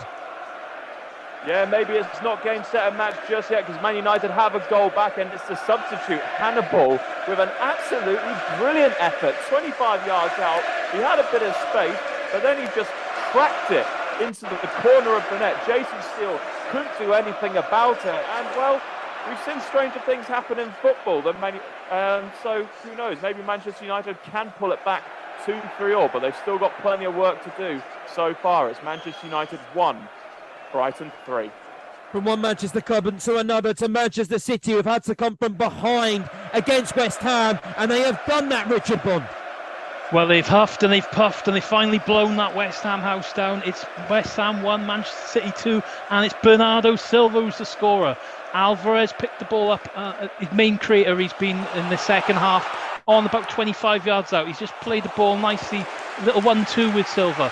Silva's brought the ball back, and he's, Agar's had such a good game, really. He's just kind of beat him, really. He's kind of falling backwards, but he's just sent a little effort then, pilled it round, and it's just clipped off the post. It's gone in past Areola, who's been outstanding. Feel sorry for the keeper, but City ahead, West Ham 1, Manchester City 2. And now to Tottenham Hotspur, because they are 1-0 down to Sheffield United. And after such a positive start of the season and all their players and managers clearing up the monthly awards, it's disaster, Ed Dowling. It is, and I was talking about a moment of quality. And it's Gustavo Hamer that manages to show it. It's a long throw from Sheffield United. He launches it into the box. The ball is coming down. It's a pinball in there. It falls down to Hamer. And it's a cracking finish, I have to say. Left-footed. He just cracks it into the bottom right, off the post and in. It's the only bit of quality there's been all game, to be honest. And it just so happened to come from Sheffield United.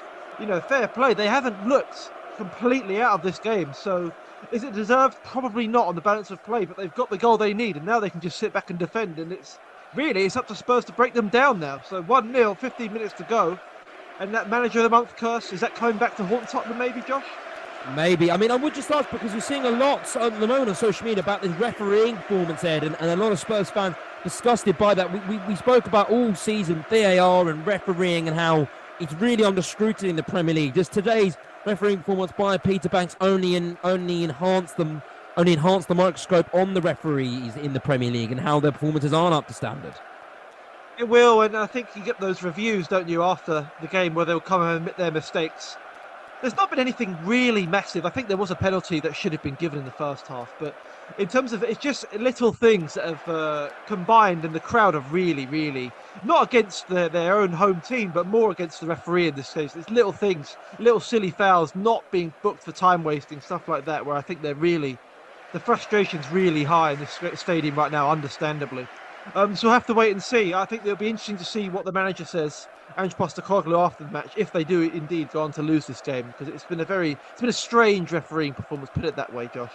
Well, that was thank you very much, Ed, and that was an absolutely chaotic 10-15 minutes here on Football Live, goals flying in everywhere. So it's important not to forget about our other two games here. We'll start off with Tom Cooney, Aston Villa and beat Crystal Palace. Aston Villa, they fell behind early on in the second half. Have they showed any sort of hope to get back in this game, or Crystal Palace in control their time? Well, Crystal Palace will be kicking themselves because they had a wonderful chance to put this game to bed. The ball came in from a corner to the back post, and I didn't see who headed it back. It was in the mire a bit. The ball comes back into the 6-yard box where Joel Ward has all the time in the world to nod the ball away for an easy finish. I think he panics and he goes to head it too early, and it ends up bouncing off his face at the wrong angle. And such a good chance to put the game to bed. And they could be kicking themselves, because since then Villa have sparked into life. It's kitchen sink time. We've just had an incident in the box there. It's ended up with Villa hitting the post, but the ball fizzed across. Watkins has a shot. It's blocked. Comes out to Leon Bailey. He dances between a couple of players. His shot's blocked. Then it comes to Watkins and he bends one into the top corner. It comes back and bounces off the keeper and nearly goes in, but it goes out for a corner. So Villa are awake now. And what are we? We've got 15 minutes to go, 76 gone. It's Villa 0, Crystal Palace 1, but you sense there's a goal coming in this game, surely. A goal coming in that game. Is there a goal coming in the game between Fulham and Luton? Johnny Holmes. Fulham took the lead through Vinicius just a short while ago. Do Luton look like equalising, or are Fulham going to get a second there? Well, it sounds like a lot of hearts will be racing in the other Premier League games today, but there will be some slight nerves for Fulham supporters. They haven't put this one to bed, and although they have had the lion's share of possession, they're certainly dominating the ball. They haven't looked like scoring again. They haven't really had any clear-cut chances apart from the one that was rather gifted to them for the opening goal by Kaminski's poor clearance, trying to palm the ball away, but only playing it straight to Vinicius. And Luton, well, you never know. They've been strong on the break. They've looked like they might be able to take a few chances. And who knows, this game is not over yet. Fulham will want to get a second goal to ease a few nerves here. Still 1-0 to Fulham, 80 minutes played. Late drama across the Premier League, but what else is it going to throw up, really? That's what you got to ask, because we know in the Premier League there's drama around every corner, every minute you tick into. You're just not quite sure what is going to happen, what it's going to have in store. And this is how I feel currently. It's edge of your seat stuff for all the Premier League games, apart from Man United and Brighton, because Jackson Cole, Man United, they fell 3-0 down. They got a goal responding very quickly, but Brighton, they're still looking for that fourth, and any chance we maybe thought that Brighton might be able to get in this game probably seems like they're not going to be able to. Yeah, they had a good chance just a couple of minutes ago as Kaoru Matoma again down that left-hand side for Brighton, and he just ran the ball towards the 6-yard box, took the shot from an acute angle, but Andre Onana got in the way of it. Roberto De Zerbi made two very intelligent substitutions just after Man United's goal. Tariq Lamptey and Mahmoud Dahoud came off, and on came James Milner and Billy Gilmer, and that has just restored some control over the contest from a Brighton perspective, because after Hannibal's brilliant goal for Man United, there was a bit more excitement in Old Trafford, there was a bit more urgency added into the game, but now we're just back at that point when it was 2-0 to Brighton. Brighton very much in control. I'll be very surprised if they concede any more goals this afternoon. It's Manchester United 1, Brighton 3. Manchester 1, Brighton 3 there. The other team in Manchester, Manchester City, they've turned things round against West Ham there. Richard Bond and Haaland yet to get on the score sheet. He's had another chance. He's looking a bit frustrated now, he's Erling Haaland, and he did have a really good chance, and Manchester City nearly put the game to bed there. And it's Areola again who's come to save West Ham after having a fantastic game. Kyle Walker's done a really good run down the right-hand side. He whipped across in, perfectly placed for Haaland, just coming into the penalty area. He stabbed an effort at goal. It looks like it's going towards the bottom right-hand corner, and Areola's there to defy him once again. So West Ham still in this, but City looking a bit more comfortable now. We've got about 8 minutes on the clock to go. West Ham 1, Manchester City 2. Things perfectly poised there, and things also poised at the Tottenham Hotspur Stadium. They've brought on two substitutions, Brennan Johnson, Richarlison there, Ed Downing. Have they made any difference to the game? Oh, we've just seen a disallowed goal, actually, Josh Bailey, from for Tottenham. It was Brennan Johnson running down the right wing, and as he touches the ball past, I believe, Chris Basham falls to the ground, because Johnson went on to then square the ball to Perisic, who finished into an open net. And the whistle was blown long before. I think it was the correct decision. I think it's going to be quite a hectic last few minutes, to be honest. There's a lot of different options for Spurs now, and Sheffield United will be defending for their lives. So we have to see. This game hasn't really gone to the script so far, so who knows what could happen. But it's been a really frustrating time for the home side. But if Sheffield United can hold on here, what a springboard this could be for their season. 83 minutes on the clock. 1-0 to the away side here at the Tottenham Hotspur Stadium. And Manchester City have just sealed the game in London.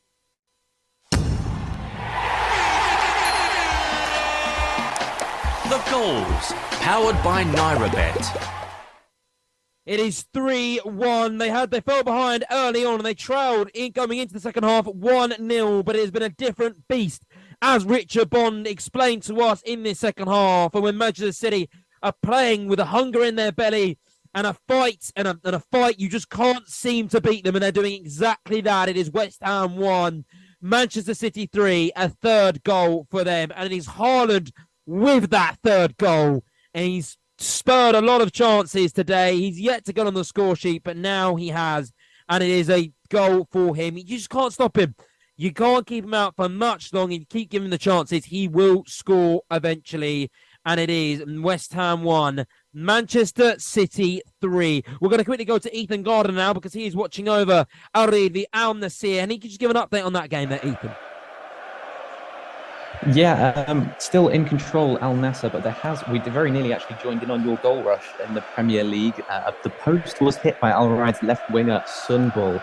He didn't manage to take advantage of one of the last few chances of the game, really.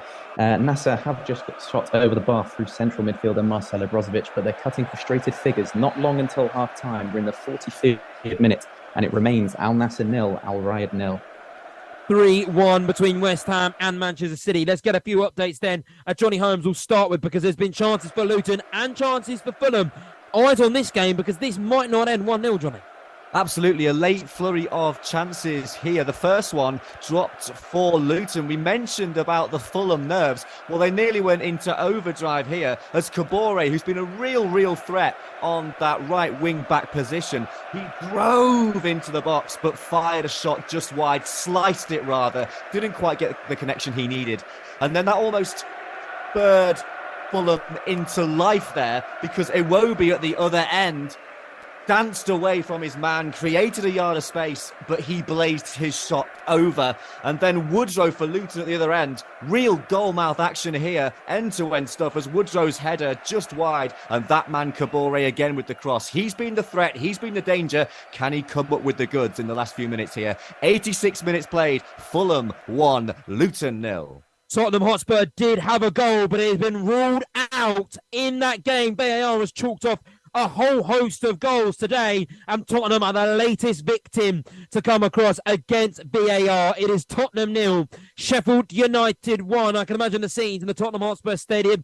Well, I can imagine it would have been lift-off, but unfortunately, they have been paid back. It is Tottenham 0, Sheffield United 1, and Sheffield United survive another scare, and they are now 3 minutes away from getting their first 3 points of the season since being re-promoted back to the Premier League. We'll go to Ed Dowling now to give us an update on why that goal might have been disallowed there, Ed. I'm still awaiting the replay here, Josh, but it was Brennan Johnson who got the goal, and he seemed to know it was offside. So once I get the replay, I feel like that would confirm that this is a relatively routine decision. I don't think many people were contesting it. A really frustrating afternoon for the home side here. I don't think a loss is deserved necessarily, but we'll have to wait and see. They've still got a bit of time to go, and there's been a lot of time wasting, so there will probably be a lot of time added on. But still, as it stands, it's still 1-0 here to the away side. It's 1-0 there, Sheffield United, but it's not 1-0 at Villa Park anymore, because Villa have got to go back.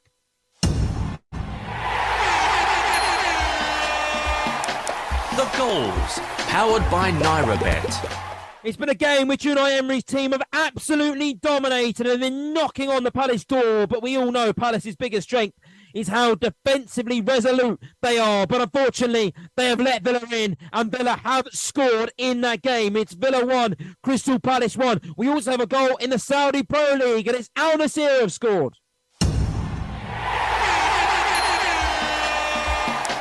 The goals, powered by NairaBet. Goals flying in all across the globe, and it is there. It is Al Nassr 1, Al Raid 0. We've got to catch up on a few goals, but now we are going to go to Richard Bond to talk about the Haaland goal. Yes, and well, his 86-minute drought has ended. So Erling Haaland's finally on the score sheet. It's West Ham 1, Manchester City 3, and it was what a lovely team goal from Manchester City. We're so used to this. They sucked back West Ham in as they pushed forward, broke in numbers, lovely interplay. Very good play down the right-hand side. Eventually ended in Bernardo Silva putting an arrowed ball through the offside trap, picking out Erling Haaland. One touch, had a look up, sent Areola the wrong way, slotted into bottom corner. Game over here, I think, is about... Yeah, we're into stoppage time now. It's West Ham 1, Manchester City 3. Manchester City are just incredible, aren't they? They just, normally they don't start the season as well, and this way you can maybe pick up a point against them here and there, but this season they just seem different. They just seem a different feel of Manchester City, and maybe they're going for that unbeaten Premier League record. Who knows? Helped by the Invincibles. Let's see if Manchester City can beat them. For now, though, we're going to go to Al Nassr quickly to tell Ethan Gardner just on that goal for Sadio Mane. His winger. The ball came across from a cross-field ball from Alex Telles on the left-hand side, and Mane brought it down well. He got past his defender, and it was a really nice low drive across goal into the bottom left-hand corner. It's lift-off for Al Nassr, who have been frustrated this entire half by a very solid Al Riyad defence. But in added time at the end of the first half here, after about 42 minutes, it is Al Riyad 0, Al Nassr 1. There's been 12 minutes added on at the Tottenham Hotspur Stadium. That is going to feel like a forever for Paul Heckingbottom's side. But now let's go to Tom, who's going to tell us about that Villa goal and that Villa equaliser that I'm sure sent Villa Park into the stratosphere. Yes, Josh, they've finally got this equaliser. Lots of pushing. It could have gone either way this game. There's been chance. It's been so end-to-end. The goal comes finally for Villa, and such relief. It's the substitute Duran. Luca Dean gets the ball on the left-hand side. He whips the ball in. I don't think he catches it very well. It actually kind of goes behind Duran, and it catches the defenders off guard. Duran then takes a touch. He flicks it up for himself, and with his left foot, he rifles a shot into the roof of the net. No chance for Johnson, and Villa Park erupts. There's going to be some time added on here because we've had quite a few injuries, so 2 minutes to go of normal time, but I'm expecting there's going to be plenty of time for either side to win this game. 88 minutes gone. It's Aston Villa 1, Crystal Palace 1. Individual brilliance rescuing a point there for Aston Villa. But as we said, with the new Premier League and the new added on time rules, which sees 10 minutes, 11 minutes, whatever number you can think of added on at the end of these games, you never really know which way they're going to go, and leave so much room for late drama. There could be late drama at Craven Cottage. 4 minutes added on between Luton and Fulham. Fulham winning that game there, Johnny. Is there any way into this game for Luton to get an equaliser? Well, it looked more like Fulham were going to have a chance to kill the game off, and they really should have done. And it was Vinicius again. He's already got one this afternoon.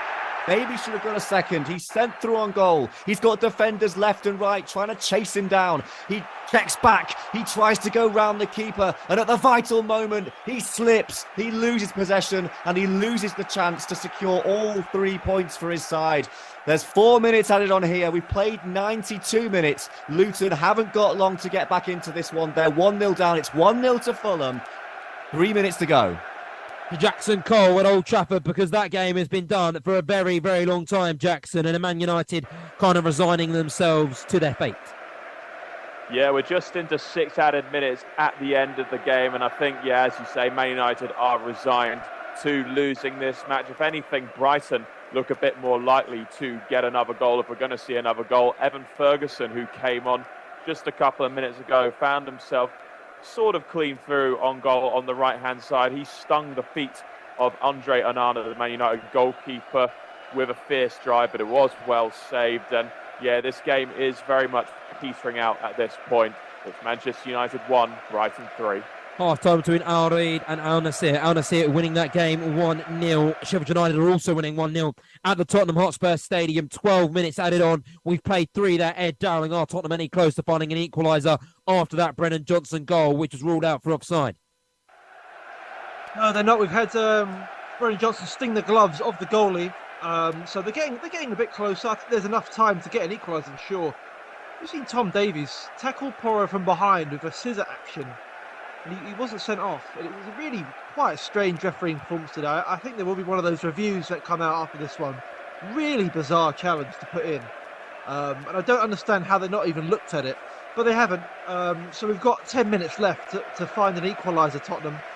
And it's all them, all the possessions in the Sheffield United half. But they're very comfortable. They've been very comfortable all game to defend like this. So who knows? They've defended extremely well for 92 minutes. What's to say they can't do it for another 10?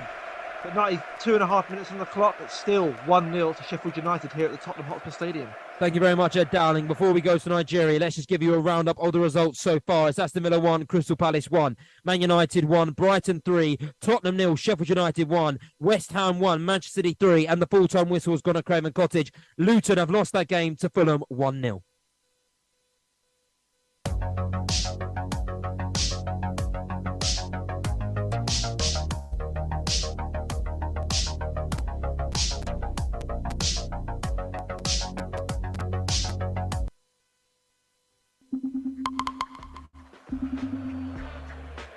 You are listening to Football Live, powered by NairaBet. with Josh Bailey. Wow, wow, wow, wow. That's all I have to say about the last few moments of the Premier League today. It was absolutely incredible. There was late drama everywhere you looked. And after we left you, after the advert break, well, things only got even more dramatic and even more entertaining because there was goals galore across the Premier League. Spurs, they scored 2 goals to turn it around at Sheffield United. And Aston Villa, they scored 2 goals as well to turn it round at Crystal Palace, winning 3-1 in that game. And Spurs turned it round to win 2-1 in that game. It was scintillating, dramatic stuff, and it's why we love the Premier League, because it was 2 late goals for both those teams, which changed the fortunes of their afternoons. We're going to start now at Ed Dowling, because Ed, just tell us, actually, before we go to Ed as well, I do have a goal to announce because Inter Milan scored against AC Milan to take that lead in that fixture. The goals, powered by NairaBet. And we also had a goal at Al Nassr because they won 2-0, because they went up 2-0 too.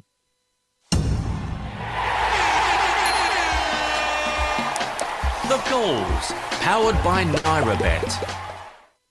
We have got to hear from Io, our NairaBet betting expert, very shortly, but we need to get to Ed Dowling now to tell us about the late drama that unfolded at the Tottenham Hotspur Stadium and sent North London into the stratosphere. Well, it's absolutely incredible. You didn't miss much, only the 2 goals and a red card. It all in added time, I should add as well. Let's start off with the equaliser. Richarlison heading home at the near post on the 98th minute. Sends the crowd wild. You still think there's a bit of hope. There's 4 minutes left. And then 2 minutes later, Wes Foderingham, who's had such a good game but had been booked for time wasting, clears the ball out to Richarlison, who cuts in, finds Kulusevski, who takes his time and smashes it past him. The crowd absolutely erupts. Tottenham win the game. It's the latest comeback in Premier League history. The last time that was done was also done by Tottenham against Leicester in 2021. Really great turnaround for the home side. Ollie McBurney got sent off in the 114th minute. So that shows you how that particular game ended. But a cracking result for the home side. Very disappointing for Sheffield United. But it's ended here 2-1 to Tottenham Hotspur.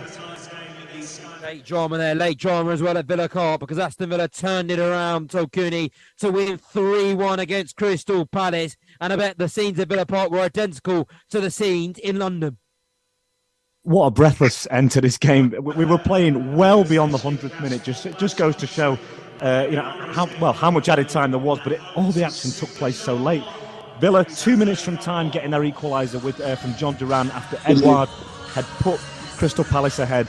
On the 98th minute, Villa took the lead from the spot. It was a crazy piece of play because this is going to rumble on. It was Richards on Watkins. It looked to me like he gets the ball, and you could see Palace were very, very disappointed. Penalty was given. Darren England was sent over to the monitor, and he was there for what seemed an absolute age. Unbelievably, he stayed with his on-field decision. This is going to rumble on. Palace were furious. Douglas Luiz it was who dispatched the penalty to put Villa 2-1 ahead. There was also a case of some encroachment as well, which the Palace players weren't happy about. And then to rub salt into the wounds, in the 101st minute, there was a third goal, a breakaway goal.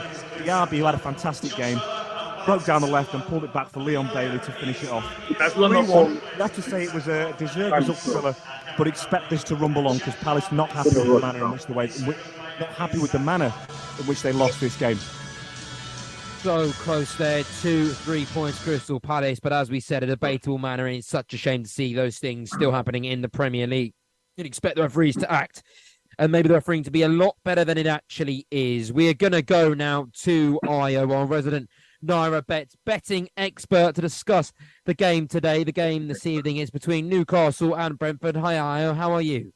I'm very well, thank you. How are you today? I'm actually not very well because United have just lost embarrassingly. So it's a depressing mood right now in Old Trafford.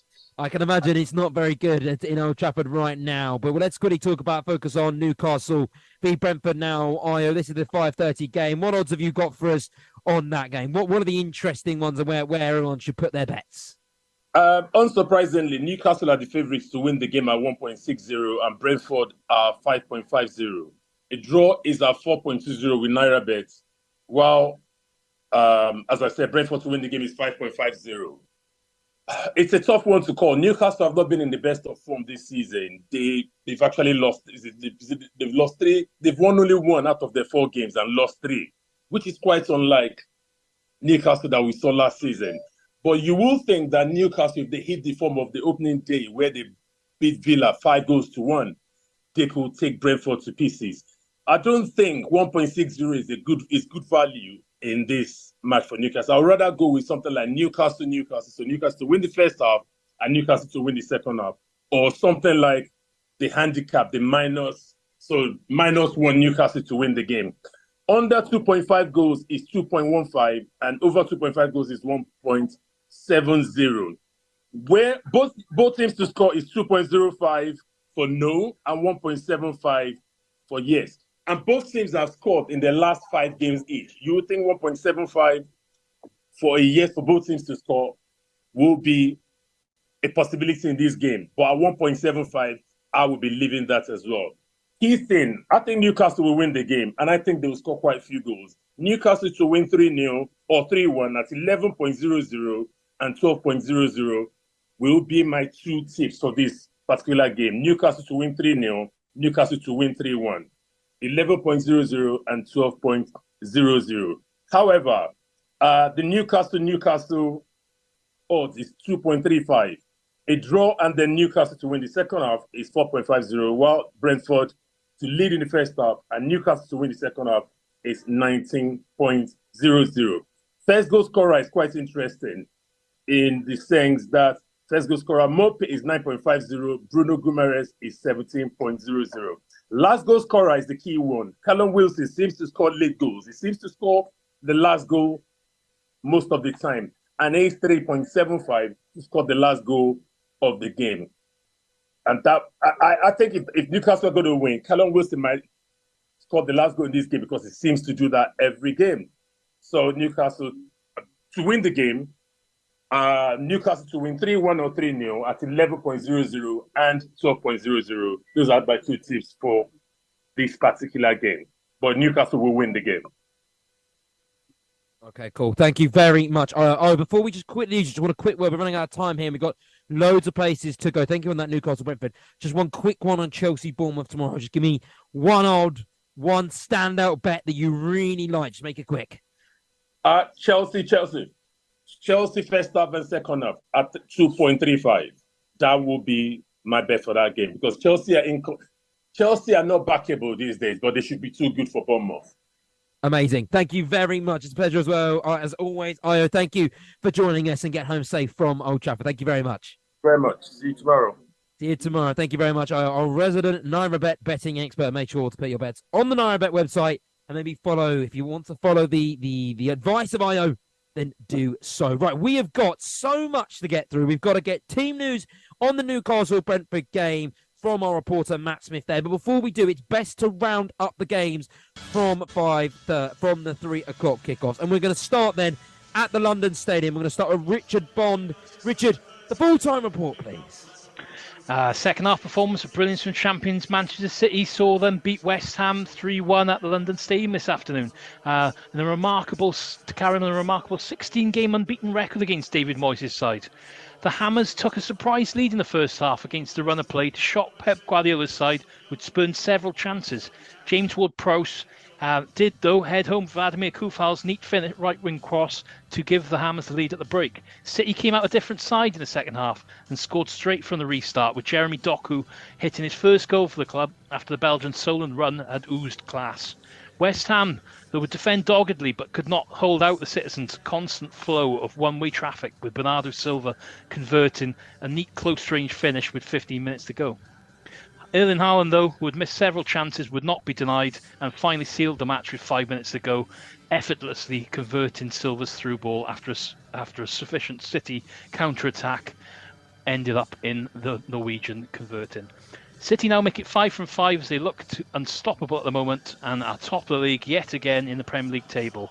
It finished here at the London Stadium. West Ham 1, Manchester City 3. Thank you very much, Richard Bond. To Old Trafford now, where I just was and where Jackson Cole still is, to cover the Manchester United defeat to Brighton, as the mood over Manchester United only seems to get darker.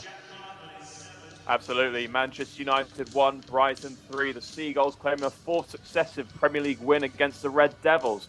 Brighton were clinical when chances came their way. The first fall to Danny Welbeck, the unmarked former Red Devil, slotting the ball home with his left foot as he connected with a cross from the right. Rasmus Højlund thought he'd levelled the scores just before half-time, but his goal was ruled out by VAR after replay showed the ball went just out of play before he received the cross. Marcus Rashford had 6 efforts today, but no goals to show for it, and Brighton made him and United pay for a lack of composure as Pascal Gross made it 2-0 early in the second half with an assured low drive past Andre Onana. Joao Pedro then made it 3-0, helped by some more woeful defending by the home side, and that sparked a bit of an exodus from some of the Man United faithful. Those early leavers missed youngster Hannibal Magebree's stunning strike from 25 yards out, which flashed past Steele in the Brighton goal. But United have been consigned to their 3rd defeat in just their 5th Premier League outing this season. It's a crisis at Old Trafford, and fans aim boos at Erik ten Hag during and after the match. Manchester United 1, Brighton 3. Thank you very much, Jackson Cole. A dark day if you're a Manchester United fan. We're going to head over now to Johnny Holmes to give us our final team news of the afternoon, and that is between Luton v Fulham, where Fulham got their 3 points. Yeah, Fulham just about stumbled over the line. They were the better side in possession, had the lion's share of the ball, knocking it about for most of the game. But it was actually Luton who had the better chances. And actually, there are a couple of instances where the ball should have been in the back of the Fulham net. Morris and Brown with the headline chances. And late on, Lockyer with a free header just couldn't divert it goalwards. But in the end, the difference between the two sides was the substitute, Carlos Vinicius, who turned the ball into the back of the net after some poor Kaminsky goalkeeping. He spilled it from the cross by Willian. And in the end, that was all that was needed for Fulham to get all 3 points at Craven Cottage. And they now move up to 9th place currently in the Premier League, whilst Luton sit right down at the bottom. Thank you very much, Johnny Holmes. And that are our 3 o'clock games in the Premier League all wrapped up. Before we head over to Newcastle v Brentford, I just quickly need to head over to Kane Weirs because Kane Weirs, not Kane Weirs, I'm so sorry, Kane. Just tell us about the Inter Milan AC Milan game. It's the Milan derby. It's a fixture that all football fans and all Italian football fans in particular have on their calendar, circled in the big red pen. And Inter Milan are the ones who have taken first blood in that prestigious fixture. Yeah, as you say, it's Inter Milan that have went 1-0 up, and it's an interesting goal. Theo Hernandez for AC Milan is shielding the ball on the left-hand side, and Marcus Thuram looks to nick the ball off him, but actually looks like a foul in the process. Dumfries then gets slid in behind the behind the AC Milan back line, and the ball's just fizzed across to the opposite side, to the opposite wing-back, who's Federico Di Marco, who just sends a cross into the box, and Mkhitaryan just lashes onto it and directs it into the back of the net. There's a VAR check to see if there's a foul in the build-up, but the referee's given it. And again, I think it's very realistic in terms of how we think this game would go. It's end-to-end, it's very physical, and the referee's allowing everything to go, which is really, really good for a spectator. So it's Inter Milan 1, AC Milan 0. Thank you very much. They're Inter Milan. They love to score early in that fixture, and they actually have scored I'm just trying to work out here. They've won all 3 games without conceding a goal. That's the start their season. That's it. Sorry, they've scored first in each of their last 10 derbies across Serie A, Coppa Italia, and the Champions League against AC Milan. That's an impressive fixture, and they've continued that feat in today's derby. Both these teams level on points going into this game, and both teams looking to get a little bit of daylight between them. But I think both of them are probably being tipped for the league this year, along with Juventus, and really the Serie A in general is looking incredibly competitive. So we'll see how that one unfolds in front of Kane Wears. We are now finally going to head over to Matt Smith, to the Newcastle-Brentford game. So much has happened, madam. Apologies, we haven't got to you yet. 4 minutes gone on Tyneside at St James's Park. Give us a brief bit of team news and also how the opening couple of minutes have gone. Well, good evening, Josh. Good evening, Football Live listeners. Well, Newcastle make quite a few changes to their starting 11 for this fixture. Sven Botman has returned to the starting 11, so it makes up a maybe their first choice back four, really. Sean Longstaff is in that anchor role for Newcastle, which is a positive news for Newcastle fans. No Sandro Tonali, he's only on the bench. He's still holding an injury from his international duty. Joe Linton is also injured on international duty, so doesn't even make the bench. So Elliot Anderson makes up the three of Longstaff, Guimaraes and Anderson.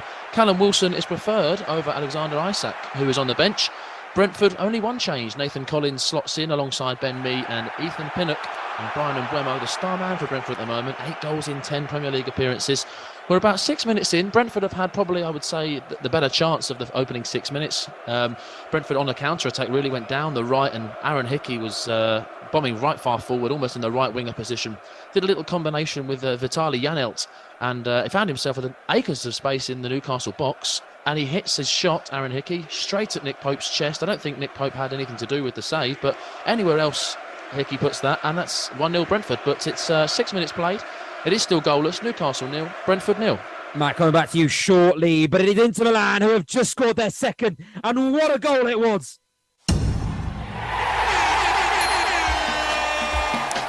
The goals, powered by NairaBet. It wouldn't be the Milan derby without a screamer, and that is exactly what you have just seen, Kane Wears. Talk us through it. Unbelievable goal here in the Milan derby. Again, Denzel Dumfries is running down the right-hand side and just plays a great ball into the opposite side, into Marcus Thuram, who's on the edge of the box, who just shifts it onto his right foot and bends it into the top corner, past the AC Milan goalkeeper. If you thought the atmosphere was loud in the ground now, it is even louder somehow. It's Inter Milan 2, AC Milan 0. Ken, what have you seen from both teams to start that game? Do Inter Milan deserve their goal? Are they a 2-goal better team margin so far, if you get what I mean?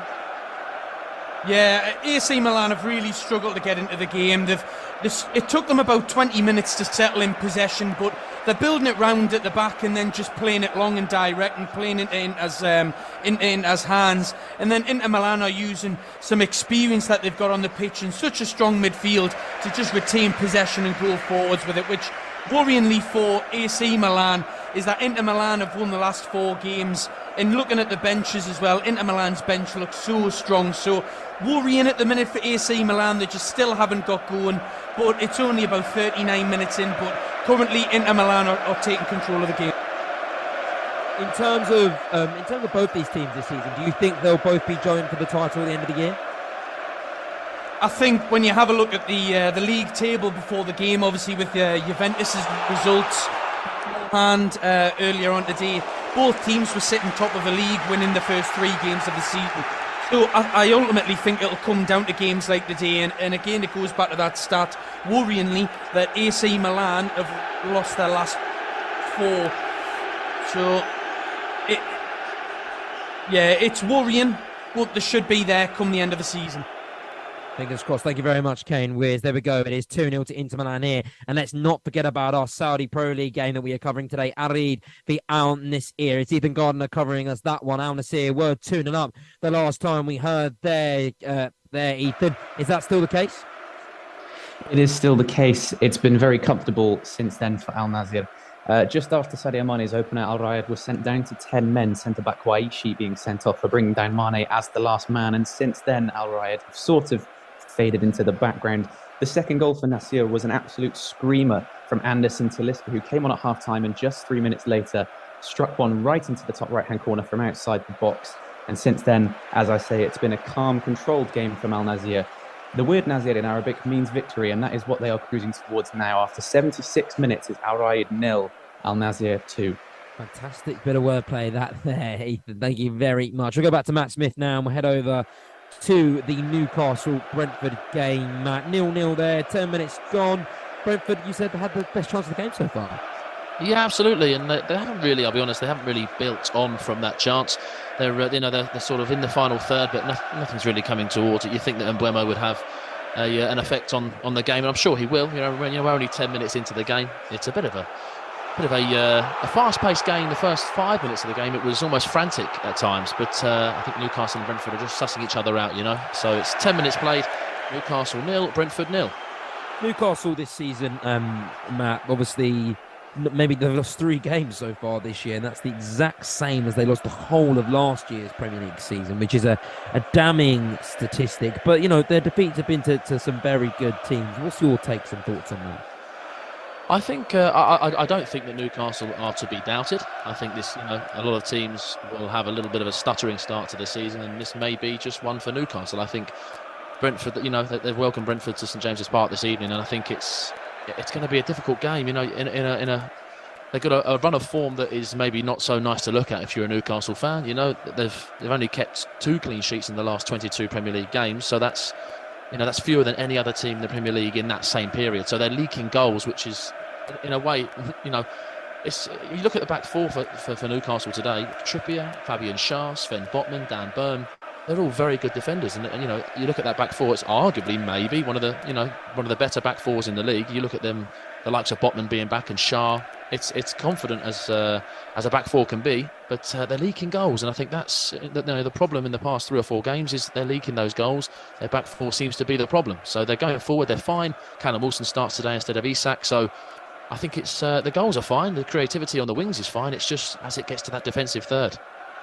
Thank you very much, Matt. I'll be back with you in a minute because Cristiano Ronaldo has just got on the score sheet for Al Nassr.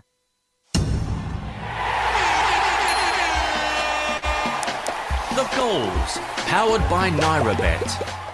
It's Cristiano Ronaldo, who really hasn't had a sniffle game, but he has got the third for Al Nassr, which would all but seal their victory over Al Reed, Ethan Gardner. Yeah, I mean, you can never write him off even when he's quiet in a game. The top scorer in the Saudi Pro League and one of the top goal scorers in men's football ever, Cristiano Ronaldo, scores the third here for Al Nassr to make it even more comfortable. It was lovely play between himself and Anderson Talisca, who scored the second, and a very calm and collected finish, as you'd expect from Ronaldo, from inside the box into the bottom right-hand corner. After 79 minutes, it's Al Riyadh 0, Al Nassr 3 now. How special is it to watch Cristiano in the Saudi Pro League? I mean, when he moved there just over a year ago now, I think it was. Many people laughed at him. Many people said, "Why is he moving there? He's retired, he's finished." But the Saudi Pro League, he clearly saw something we didn't because it's taken off storm, and it must be really special to see him in the Saudi Pro League. It is, and I have to say the competitive nature of this league is very high. And Ronaldo, obviously, having been quiet all game, it's proved that this wasn't going to be an easy move for him. But it's always special to watch one of the greatest of all time, and he's just proving that. He keeps scoring as ever. He's a timeless player, and he's bringing a lot of excitement to this league. He really is. Thank you very much, Ethan. Let's go then from the Saudi Pro League to the Premier League and back to Matt Smith now, who's covering Newcastle Brentford. Just looking at this game here, Matt, Brentford really dominating a lot of the ball, threatening the Newcastle penalty area, but they're just lacking that last pass really to probe and threaten Pope's goal. I mean, at the moment they're just being a little bit sloppy when it comes into the final third. Yeah, I totally agree with you, Josh. I think you're right. I think that you look at Wissam, you look at Mbeumo, and they're the sort of the types of players that can get these goals. I think Newcastle are lacking a little bit of a stronghold in midfield. They're lacking Tonali, they're lacking Joe Linton. I think you look at Anderson and you look at Longstaff, they're maybe not the most physical of players, but it seems to me that Brentford are far too sharp going forward, playing little combinations past that midfield, that Newcastle midfield, and it's putting an awful lot of pressure on the Newcastle back four. So I think Brentford are maybe edging it in terms of the tide is turning a little bit towards Brentford. Newcastle holding on a little bit. Just have to remain quite sharp, have to remain quite stern in not letting anything get in towards Nick Pope. But 14 minutes played, Newcastle 0, Brentford 0. Would you say that they miss Ivan Toney Brentford? I mean, obviously Mbeumo doing and Visa as well doing a fantastic job up front. But when you see things like that, do you think they miss him? There has to be an argument that they do miss Tony. Obviously, with terms of set pieces and penalties, they get penalties. But if you think about it, Tony offers something different. I think Vissla and Mbeumo, they offer something different. And Mbeumo is maybe more of a right winger that's playing as a number 9 alongside another striker. So they maybe miss.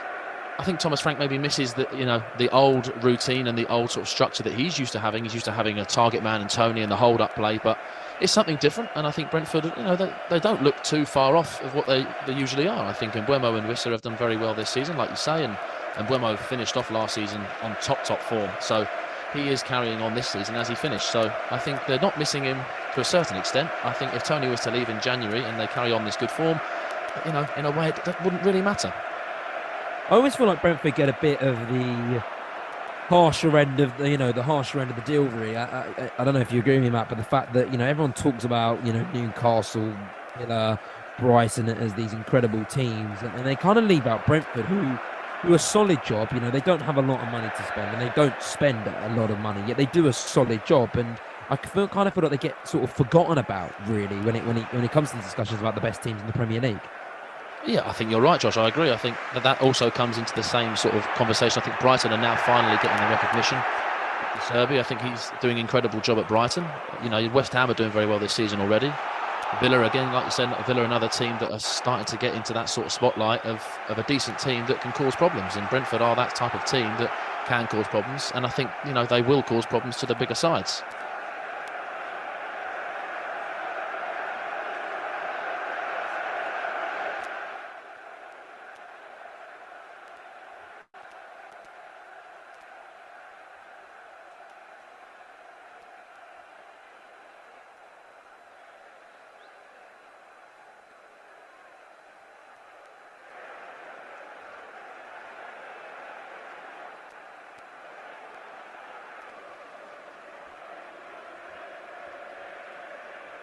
And we're going to head over now to Kane Wiz because it's probably just about that little bit of technical difficulties, but the problem, it is okay. Now we will finally get over to Kane Wiz, the third time of asking Kane.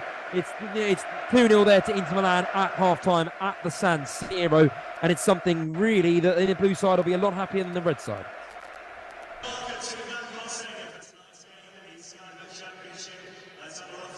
Yeah, as you say, half-time, 2-0, and Inter Milan have completely dominated this tie so far, and you can see why 67% of their goals last season came from counter-attacks. They've been so happy to allow AC Milan to have the ball and to just sit off and every time just break. Goals from in the first half, early doors, from Henrik Mkhitaryan and also from Thuram put Inter Milan in a really good position now, and really AC Milan don't look like breaking down Inter in any spells really. Just before the end of the half as well, Olivier Giroud was fouled by Francesco Serbi, who then he put the free kick in and didn't look comfortable after the free kick as well, which is a bit of a worry because Olivier Giroud is a doubtful game anyways after picking up an ankle injury.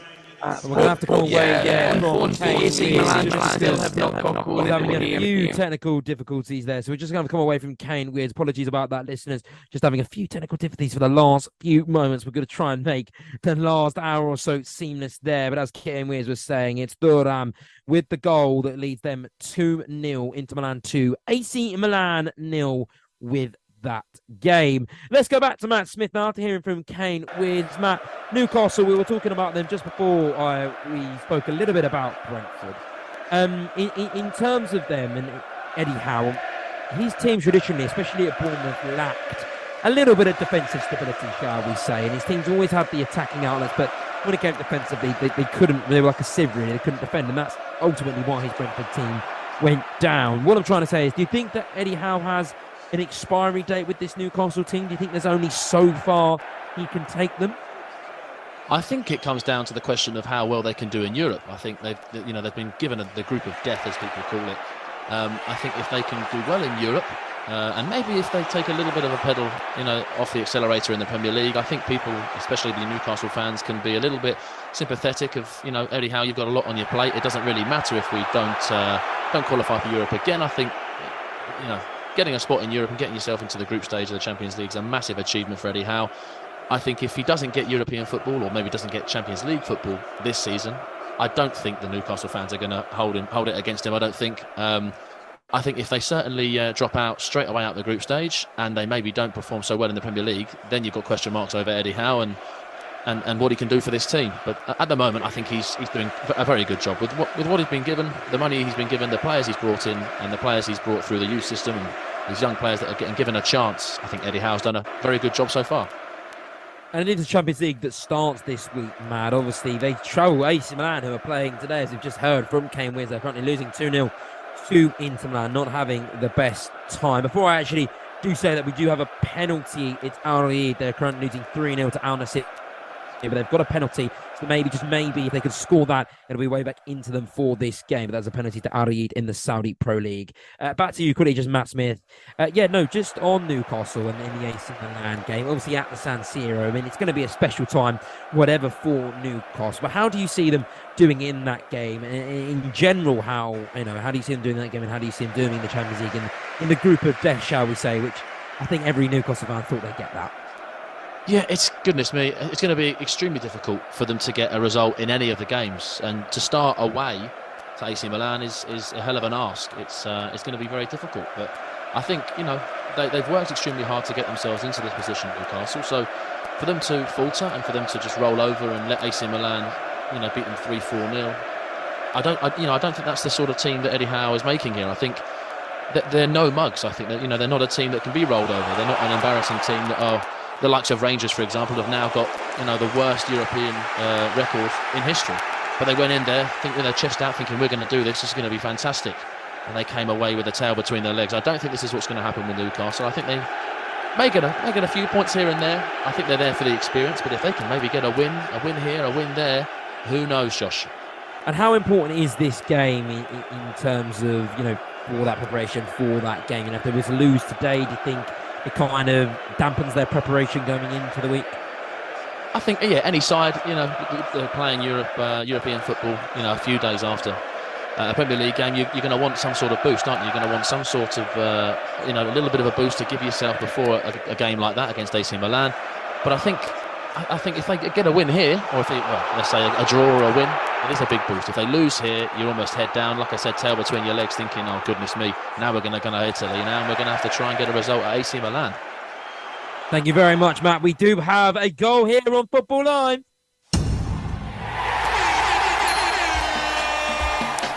The goals, powered by NairaBet. And if it's not with Matt Smith, then it's not with Kane Wiz, and it has to be with Ethan Gardner, who is watching over Al Riyad, the Al Nassr, and Al Riyad converting from 12 yards out there. Well, how's this for confidence?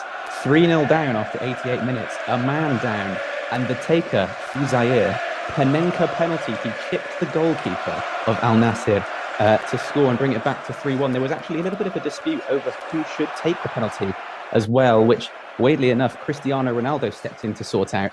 Eventually, after a little bit of disruption, there was also a sending off for Al Riyad's manager, Filip Jovicevic. But then, after all of that going through his head, the penalty taker, Panenka, and chipped the keeper. It is 3-1 to Al Nassr here in the 89th minute, but Al Riyad have it all back.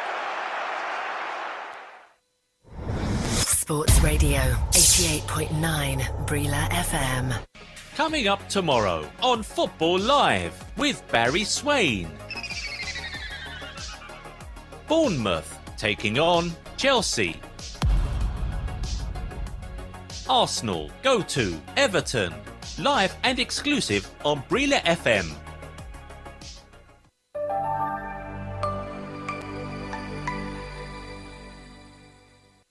Take Brila anywhere, everywhere. Yes, you can take Brila with you anywhere, everywhere. The Brila app is available for free download on Google Play. It is also there on the Apple iTunes Store. Yes, on Google Play and the Apple iTunes Store. Look out for the Brila football and microphone logo with the letters BRILA in green colour. That is our authentic app. It gives you Brila FM, Brila.net, Brillasports.tv, and all the extra betting tips, live score, plus our Twitter, Facebook, Instagram, Google Plus, and YouTube posts. Sports fun. You can post your videos and eyewitness reports. Brila, BRILA. Available for download on Google Play and the Apple iTunes Store. You are listening to Football Live. If you're betting on sports this week, why not make your money go further? Sign up to NairaBet for 11 days of risk-free betting. If your bet loses, you will get your stake back as a free bet up to 2,000 Naira. All you need to do is register a new account with NairaBet today and qualify to get up to 22,000 Naira in free bets. Visit www.nairabet.com/bonus for more information. General and free bet terms apply. Must be over 18. Must be KYC approved. Must place a qualifying bet. Bets must include football, tennis or basketball markets. Please gamble responsibly.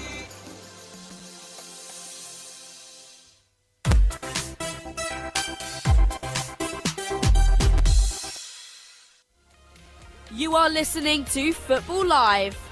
Live and exclusive on Brila FM. The Premier League, the Bundesliga, Serie A, La Liga. 4 hours of football every Saturday and Sunday on Brila FM with Football Live. You are listening to Football Live on Brila FM 88.9 and 101.1 FM.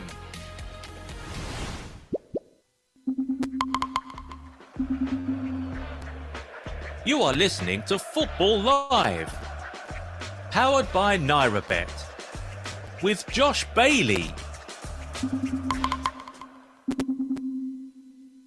Yes, with that advert, that signals that we have an hour and 20 minutes left of our Saturday show. But don't worry, Barry Smith will be back tomorrow to guide you through all of Sunday's games, and there are a few crackers. And I'll get to them shortly. But as for now, I think it's probably best as we quickly go to Matt Smith to get an update on the half-5 game. Newcastle v Brentford. End-to-end stuff at the moment, Matt. Both sides showing danger. Absolutely right, yeah, both sides, the word I used earlier, frantic, a little bit frantic in their attacks, and I think the defences for both Brentford and Newcastle have been on call a lot of the time. I think Newcastle are maybe just edging it in the past 5 minutes. The likes of Longstaff and even Elliot Anderson are linking up quite well in starting the attacks, and Bruno Guimaraes also getting involved. The pace is, it's up and down in different times of this game. It's going up and down like a roller coaster. Brentford have had 2 shots on goal. Newcastle are yet to have a shot on goal, can you believe? 27 minutes in, and they haven't had a shot on goal. But it is still Newcastle 0, Brentford 0.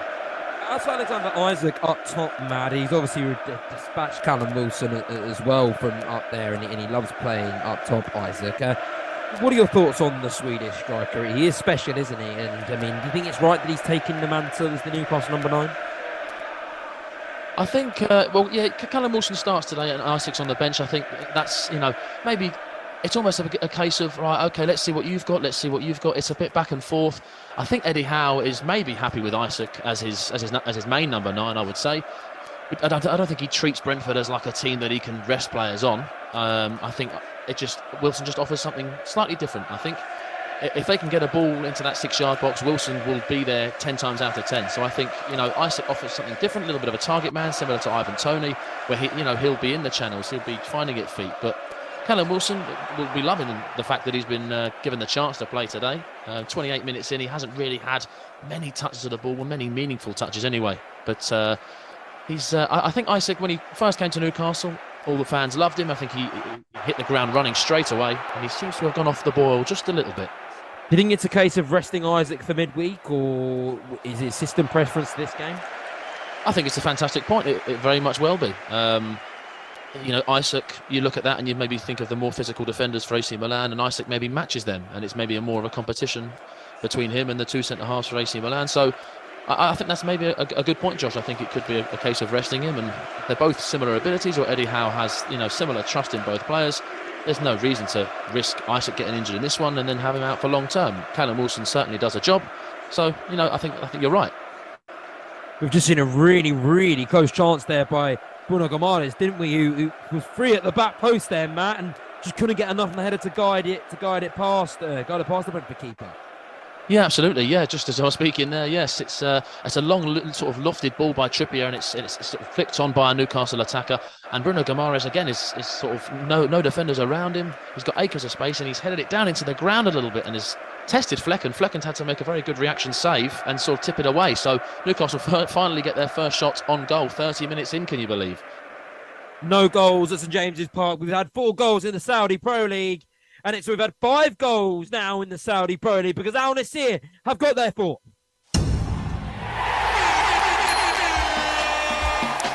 The goals, powered by NairaBet. And it's Cristiano Ronaldo who has got his second, Ethan Gardner.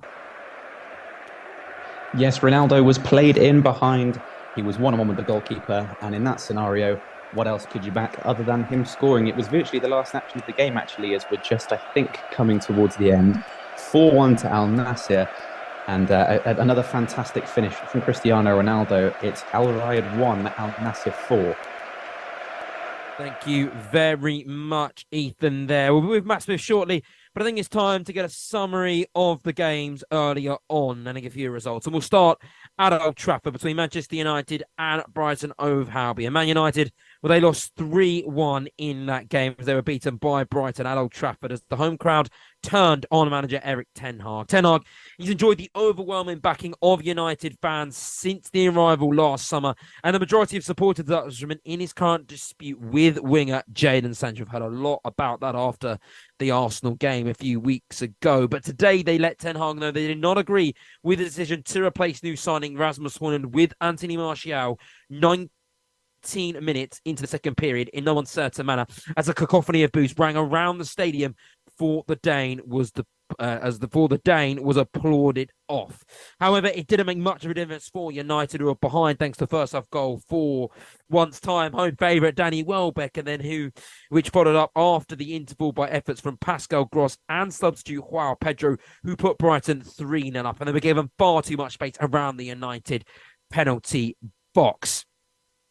And in terms of that, that has really affected Manchester United all season, hasn't it? Really, that ability to, the inability, shall we say, to defend and that midfield and just the defence, it's all looked a little bit too much of a mess. However, Hannibal got his first United goal, which gave the host some hopes after that João Pedro goal. Was a frenetic finish it was a frenetic finish from the visitors, who came closest to finding the net again as Andre Onana made 4 excellent saves. And Onana, who has been a revelation in that Manchester United goal, and the best of came from Ansu Fati, who was a whisker away from a debut goal from the Barcelona loanee. However, it was Onana who made the save to deny him. As for United, then it's their first home defeat in 13 months. When Brighton it was United when Brighton triumphed here today. The Seagulls for themselves are now on a run of 4 successive home league wins over their hosts, and which is an insane if you think Brighton having that sort of record over Manchester United is just absolutely incredible. And the victory brought more boos at the final whistle, but not anywhere near on the same level scale as when Højlund was withdrawn. It was an interesting decision, really, wasn't it, by Erik ten Hag to withdraw Højlund. Make sure you let the team in Nigeria know your thoughts on that. To withdraw your star striker, actually got in the net before VAR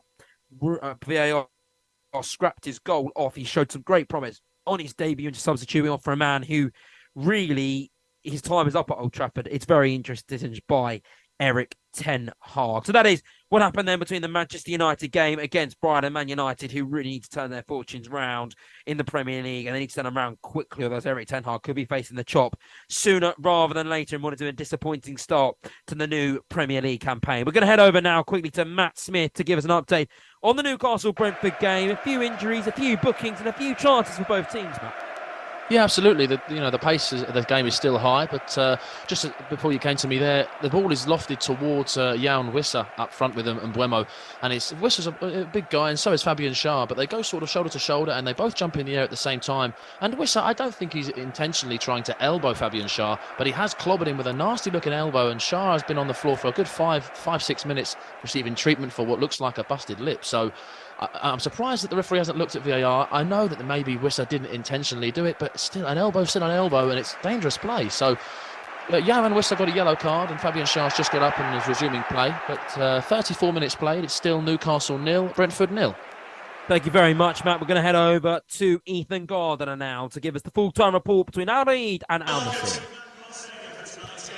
Well, in the end, it was actually quite comfortable for Al Nassr. To be honest, to start off with, Al Reid were very strong, and they grew into the game late on as well, bizarrely. But it's the start to a difficult week that Al Nassr needed after the international break. A good 3-1 win here before they face Persepolis of Iran in the Asian Champions League, and then they go up against Al Ahly next week in the league against the likes of Firmino, Mahrez and Saint-Maximin. It's a result that they'd have enjoyed. Their good form continues. Goals from Ronaldo, Mane and Anderson Talisca, 3 of the main stars of the team, and they were comfortable throughout.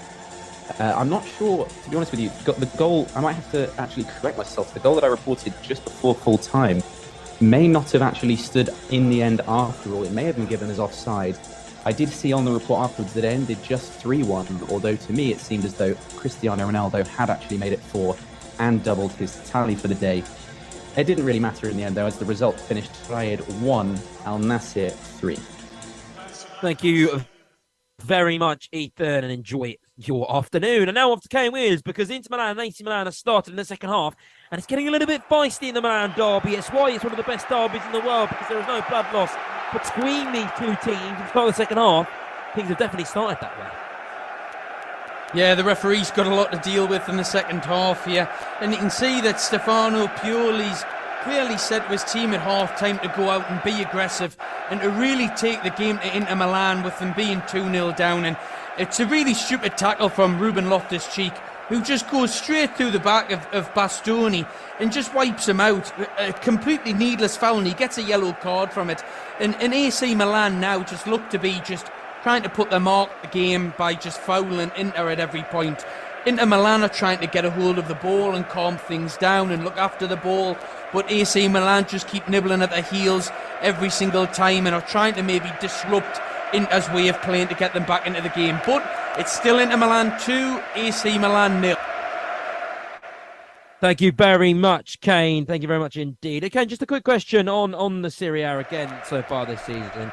In terms of Napoli, obviously their start to the year, they play a little bit later, play Genoa later visiting. But after a defeat to Lazio earlier on just before the international break, things aren't really going to plan for Napoli. With a new manager in the dugout, you can obviously expect some growing pains. But what are your thoughts on Napoli so far this season?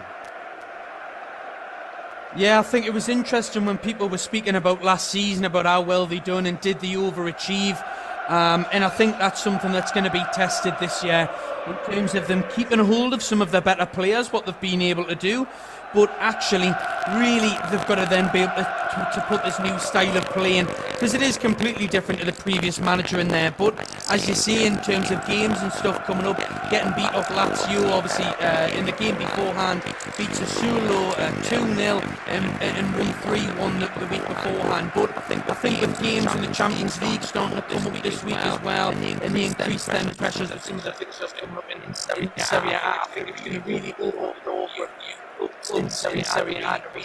Thank you very much, Kane. Thank you very much indeed. Just a few minor problems there with Kane, technical difficulties we are experiencing so far on Football Live. We do offer our sincerest apologies on that. Hopefully, we will get them sorted so we can get to Kane Wears as soon as possible, because it's a very tasty and a very interesting Milan derby there. A very tasty and interesting game, which is still delicately poised, is the game between Newcastle and Brentford. Matt Smith watching this one over for you.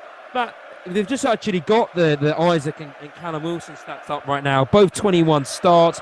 Win ratio is higher when Wilson starts, 52%. The goal rate is higher for Wilson as well, with 20 goals. So all statistics point towards Wilson being that better striker for Newcastle. Yet so far this season, Isaac has got the nod. Maybe not today, but it's interesting really that statistic when people probably don't give Callum Wilson enough credit for the quality Premier League striker that he is today. No, absolutely not. I think because obviously Isaac is maybe the new boy on the scene, a lot of fans, a lot of managers would look at that and go, well, he has to start. You know, the board is back to me and I've brought in Isak, he has to start. So Wilson can take a back burner, so you can sit on the bench.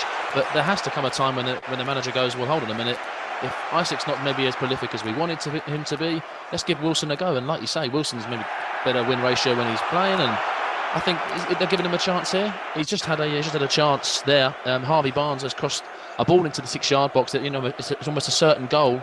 If Mark Flecken wasn't there, the Brentford goalkeeper, he sort of read that pass across the face of the goal. Callum Wilson, like I said, is waiting in that 6-yard box, and the Brentford keeper Flecken has just flicked it away from Callum Wilson's touch, and Callum Wilson then took a header, got a little bit greedy, and took a header off the forehead of Harvey Barnes. The ball was whipped in by Kieran Trippier, and it looks like it was going to go straight into onto the head of Harvey Barnes, but Callum Wilson just nipped in front and took the header off him. It went miles over. But for 40 minutes played, it's Newcastle 0, Brentford 0. I want to speak about Harvey Barnes in a second, Matt, but right now Rico Henry's down, injured. It looks like they're about to get a substitute ready. I mean, what happened there? It looks like a nasty-looking injury for the Brentford and the English left-back, and that's a real shame, isn't it? Because he's had a fantastic start to the season. Rico Henry was in talks of getting into the England team possibly, but in the end, unfortunately, didn't. So this would be a real shame in what looks like to be a nasty injury down by the Brentford corner flag on the left-hand side. Yeah, it's a bit of an off the ball. I don't think it was in. Kieran Trippier had no involvement in that. I don't think it's.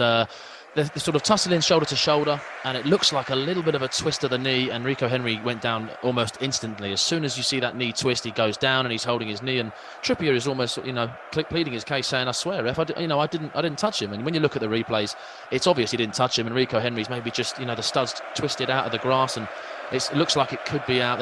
They signalled for a stretcher, but Rico Henry's not that type of guy. He wants to walk it off. And I think he'll be coming off, and he is off the pitch. He's been substituted for Mads Roerslev, who's come on. That's going to be maybe a back four they might go to.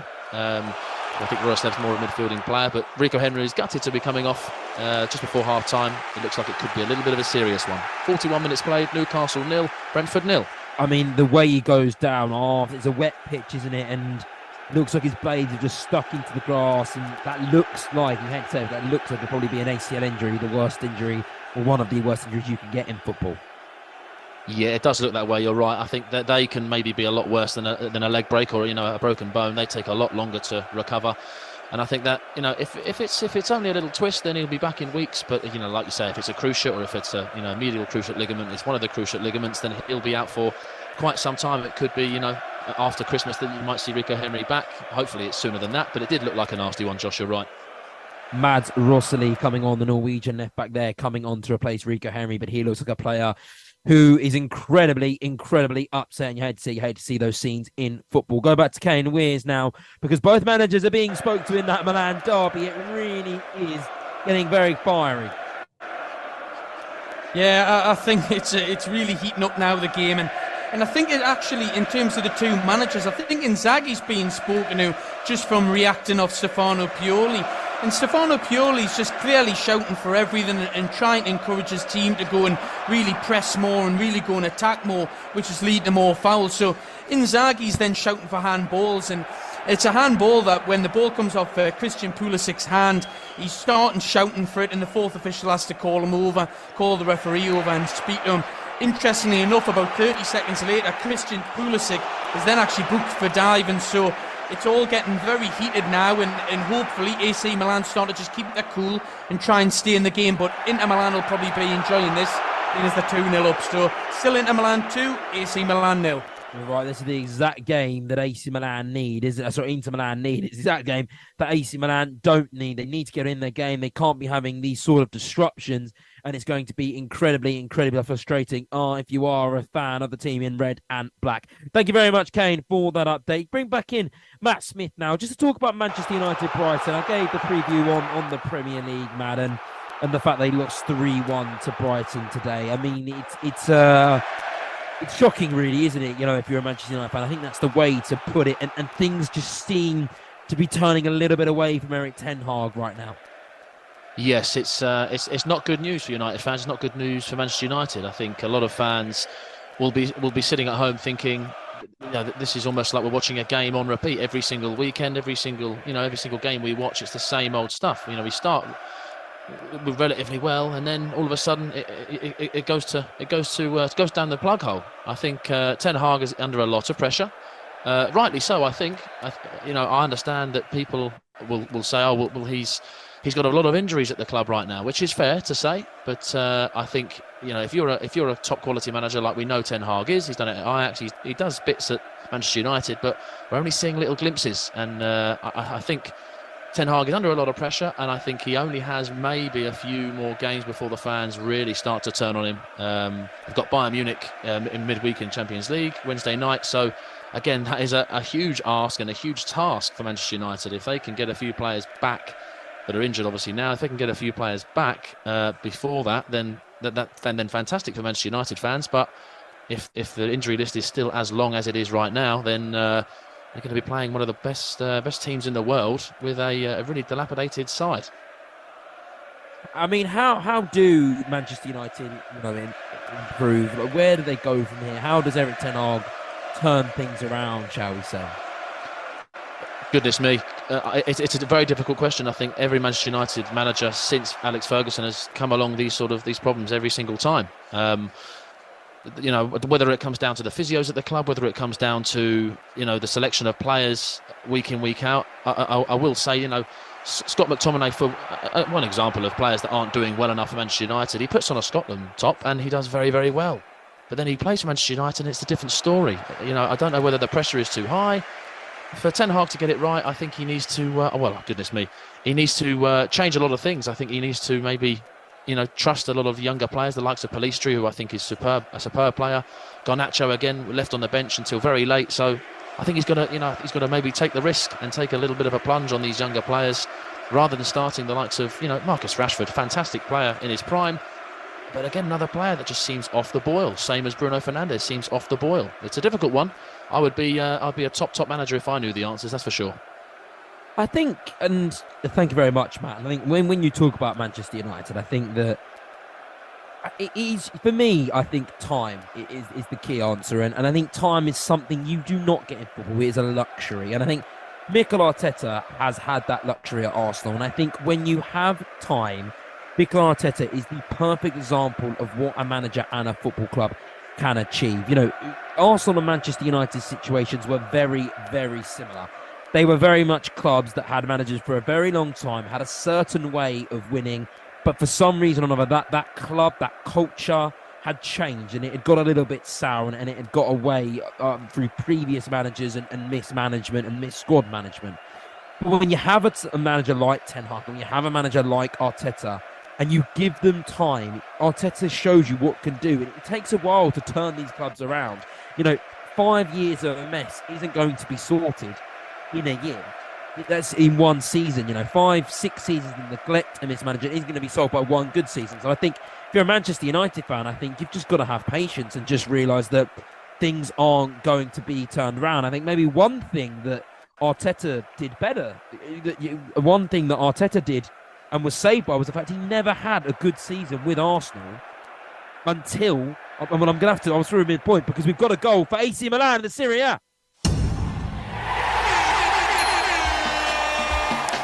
The goals, powered by NairaBet.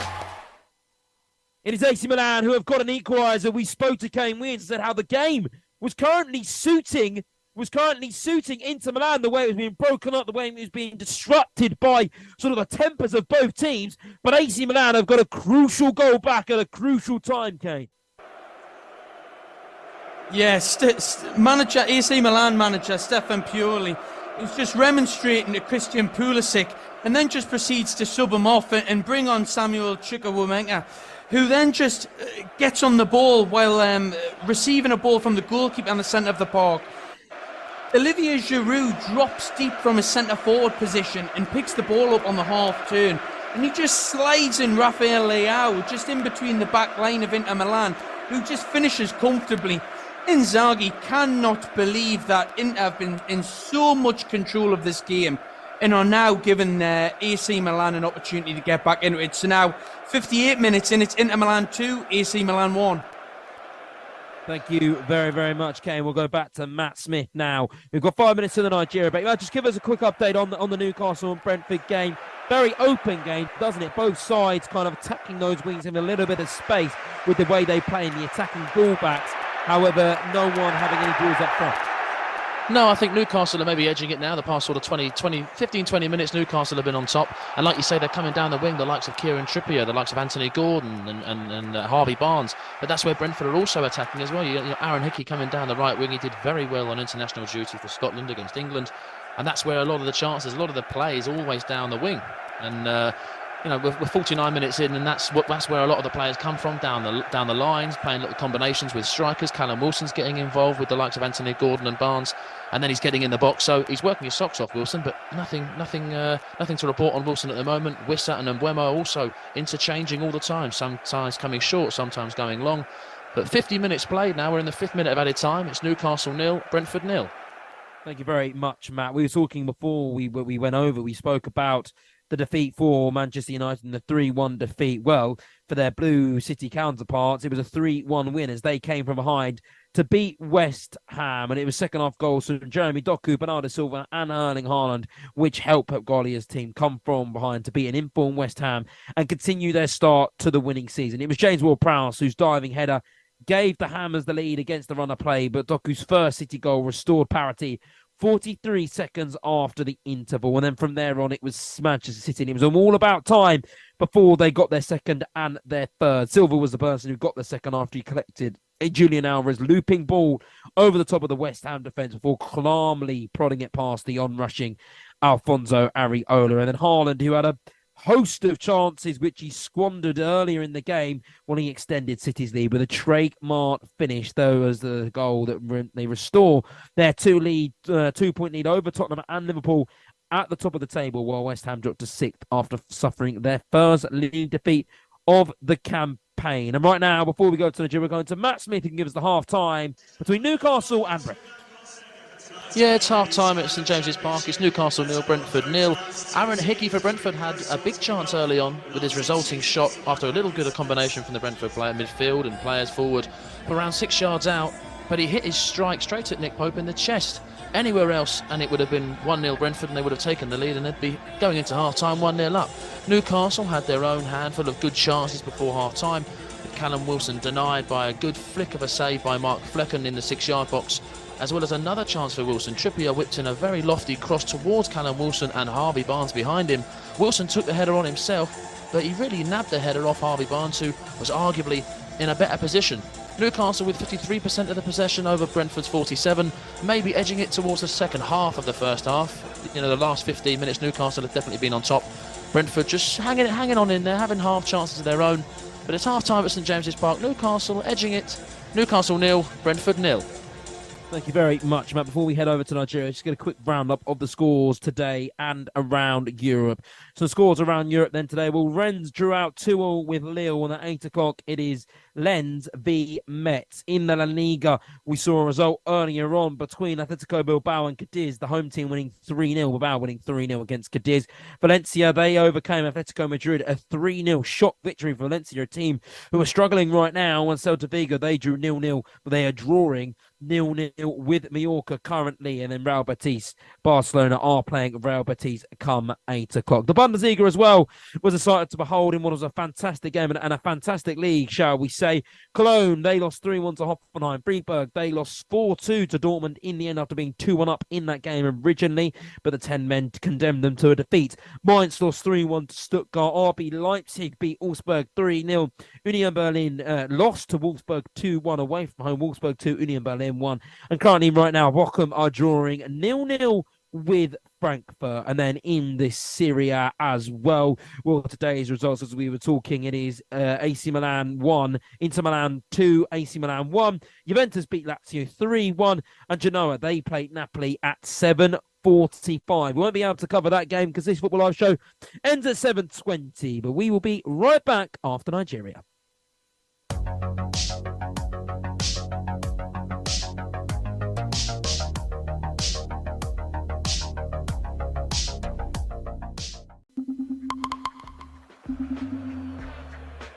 You are listening to Football Live, powered by NairaBet, with Josh Bailey. As the teams come out the tunnel at St James's Park between Newcastle and Brentford, we will get to match this shortly. But for now, we have a goal in the Milan derby.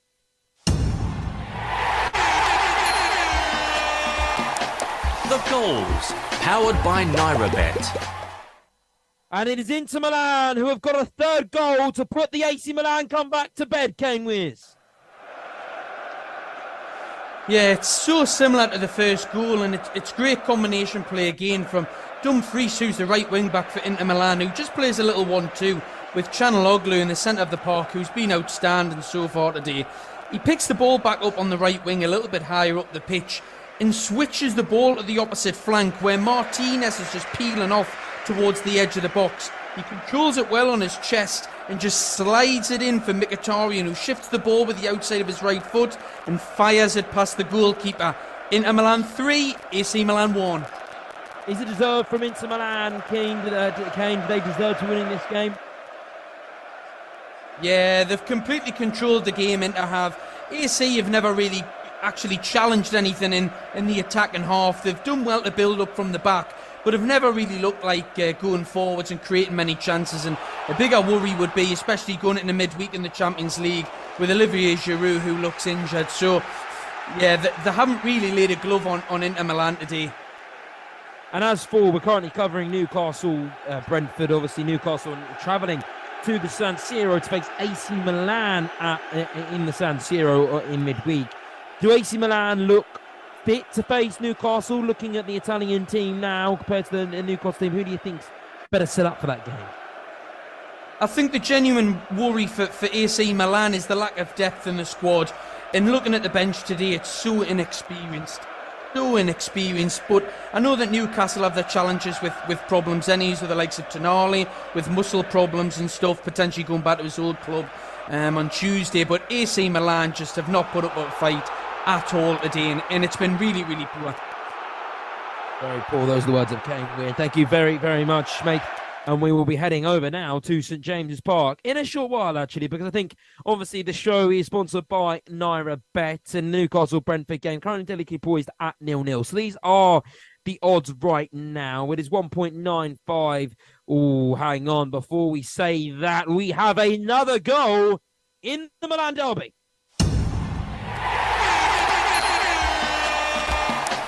The goals, powered by NairaBet. Could this be an AC Milan comeback at the death, Kane, or is it Inter Milan just rubbing salt into their rivals' wounds? No, it's surely game over here. It's got to be. It's 4-1 Inter Milan, and it's come from the penalty spot.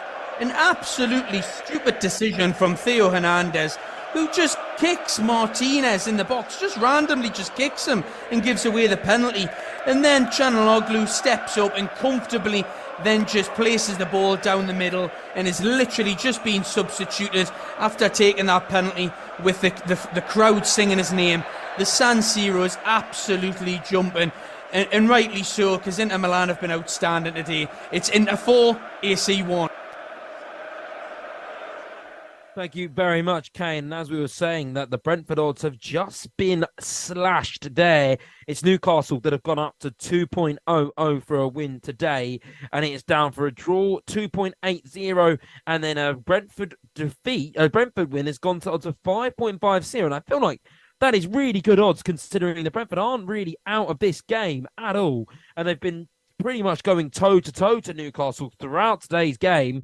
But for some reason, Brentford are down to odds of 5.50, so that could be worth putting your money there. Right now, currently, under 0.5 goals is 4.00, over 0.5 goals is 1.25. So the under 0.5 goals is looking pretty good right now, 0-0, but you expect a goal between these two teams. But as Matt will probably tell you in a short while, throughout the first half and the first couple of minutes in this first half, there's really been no clear-cut chance for either team. Under 1.5 goals is 1.80. Over 1.5 goals is 2.50. Right now, both teams to score. No is 1.29, while yes is 3.60. Not bad odds on the yes, so it is one goal. For that, then. And draw no bet as well has gone down to Brentford for 3.50, while Newcastle is 1.30. And the correct score as well, right now, 0-0 is 3.60, but a 1-0 win for either side. Brentford is 7.50. A 1-0 Brentford win is 7.50 if you was trying to predict the correct score of that match. So that is everything to look at right there, right now on the results and everything right that. And the best combo right now is a 12.00 Brentford and 1.5 goals right now. That's 12.00. There you're up to date then on all your bets through NairaBet then, and where you can probably place your money in the second half. Right now, let's get to Matt Smith. 5 minutes gone at St James's Park. Matt, we saw a little injury to Anthony Gordon. He's okay now, but apart from that, a fairly uneventful opening 5 minutes. Yeah, fairly uneventful is probably a great description of it, really. I think, again, both sides seem to be just sort of testing blows. They're just sort of sussing each other out, seeing how they're going. Newcastle are definitely on top in terms of possession, 63% to 37. They've had 7 shots, Newcastle. Brentford have only had 4. They've only had 1 on target each. So just goes to show that, they're really not really testing their keepers as such. Patience is the key for Newcastle. They're in the final third 70% of the time, really. They're really trying to break down this Brentford defence, and Brentford have just got to hold on. But 51 minutes played, it's still Newcastle 0, Brentford 0. We're only 4 games into the 5th game into the season now, Matt. But if Newcastle were to lose here or weren't to win, that's got to be concerning for the fans, hasn't it? The fact that they have lost 3 games and it could easily be a 4th or another draw, that would be concerning, wouldn't it? Yeah, it certainly would be. I think if I was a Newcastle fan and you're at home here, so the Newcastle fans are sitting here thinking we have to win our home game against Brentford. It's a must-win in a way.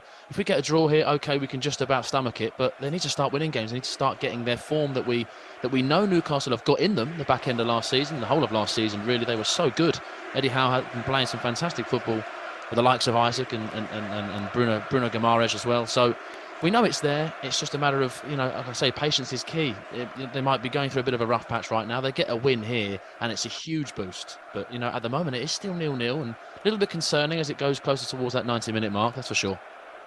In terms of what both teams can do in this second half, very evenly poised, not much between either side coming into the second half. But what will Newcastle, we'll do Eddie Howe and then we'll do Thomas Frank. What will Eddie Howe be looking to see from his team in the second half, and what can he change to make sure his team get the win today?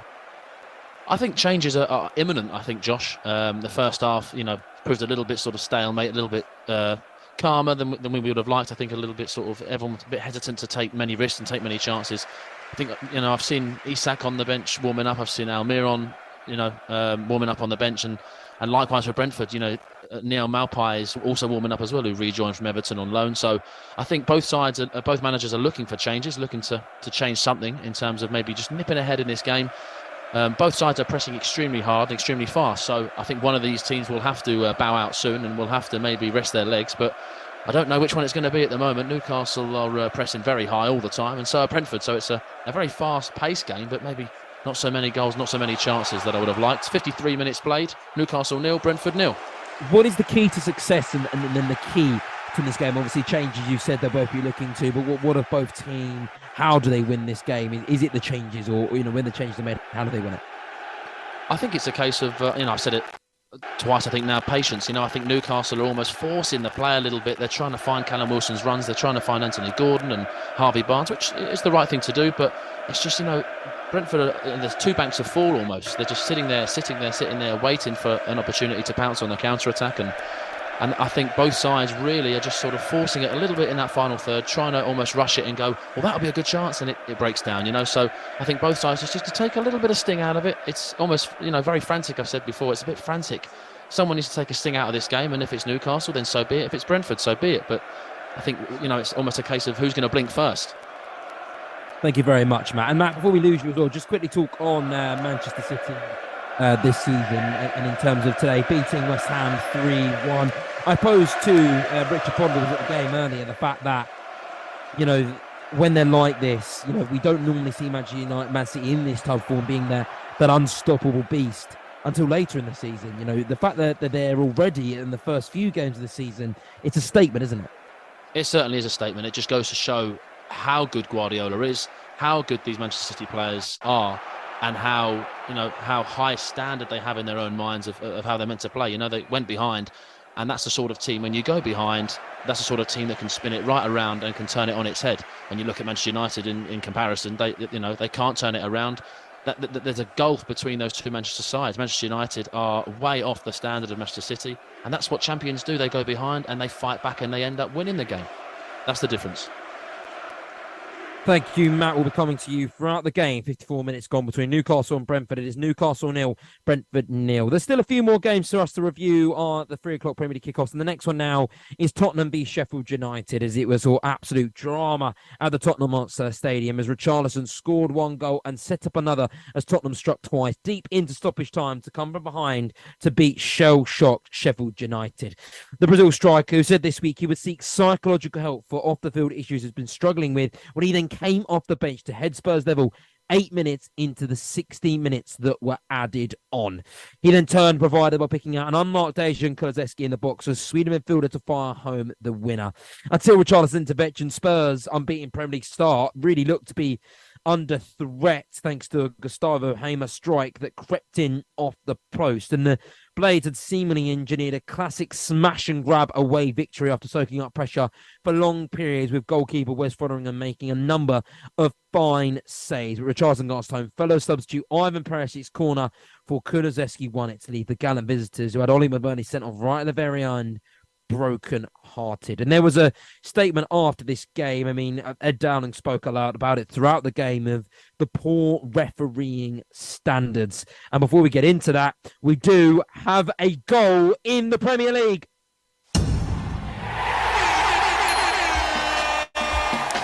The goals, powered by NairaBet. And it is Newcastle who have taken the lead in that game. Matt Smith. Yeah, it's a wicked cross from Kieran Trippier. He's whipped it in, and it's a header from Ethan Pinnock, who's trying to defend it. It goes straight up in the air. Mark Flecken is forced to sort of punch it, but he's a little bit weak. And, you know, there's been calls for a foul, and it's Callum Wilson that knocks it into the goal, celebrates away, and it has been ruled out, can you believe it? It's very, very weak from Flecken. Flecken almost falls to the ground with no sort of challenge around him anyway. And Callum Wilson is, you know, with all in his right to knock it in. I really don't see how that's a foul. I think Flecken's got his hands on Wilson, and Wilson's just knocked it in. It's a little bit of a scramble, but I don't really see an out-and-out foul there. It has been ruled out, can you believe, Josh? It is still Newcastle 0, Brentford 0 after 57 minutes. Well, that is perfect timing, really, because I was just about to speak about how the referees have been under, you know, ridiculous amount of scrutiny this year, and today kind of that pressure only enhanced with the fact of the performance of Paul Banks, I think it was, at the Spurs Sheffield United game. And, you know, even really with some of the decisions who probably benefited the Sheffield United manager, he actually came out himself today and said the refs are ruining games. Ruined it today. They are showing how little they know about the game. Refs have not got a clue. The ball boys were laughing at him, taking the mickey.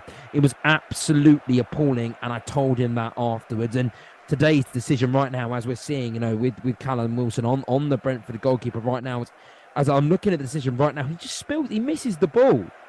He completely just misses the ball. It's a missed time. I mean, you could argue possibly about Callum Wilson, but he's just being physical, and the goalkeeper's got to be a lot more physical there. And we'll discuss this in a minute, because AC Milan have got a second, and maybe there's a comeback onto the San Siro.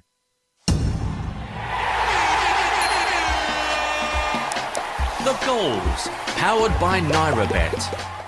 Kane, this game is like an absolute yo-yo. In 1 minute you think it's over, AC Milan strike back and maybe put the question into everyone's minds of thinking this game isn't just done yet. Well, sorry, Josh, but it is over. It's 5-1 to Inter Milan now instead. And honestly, you just could not write this. And I think this really sums up AC Milan's day. Rafael Leao receives the ball in the middle of the park and just takes his time and is so relaxed on the ball. And Henrik Mkhitaryan just takes the ball off him and starts driving through the centre of the park and slides in local boy Fratesi, who just slides it in past the AC Milan goalkeeper. Leao's lying on the floor, throwing his arms about, and it really sums up AC Milan's day, that they've had no fight, they haven't been able to get a hold of the ball, and they haven't created anything. And really, it is just such an embarrassing day for AC Milan. There's only about a minute or so left, but it's Inter Milan 5, AC Milan 1.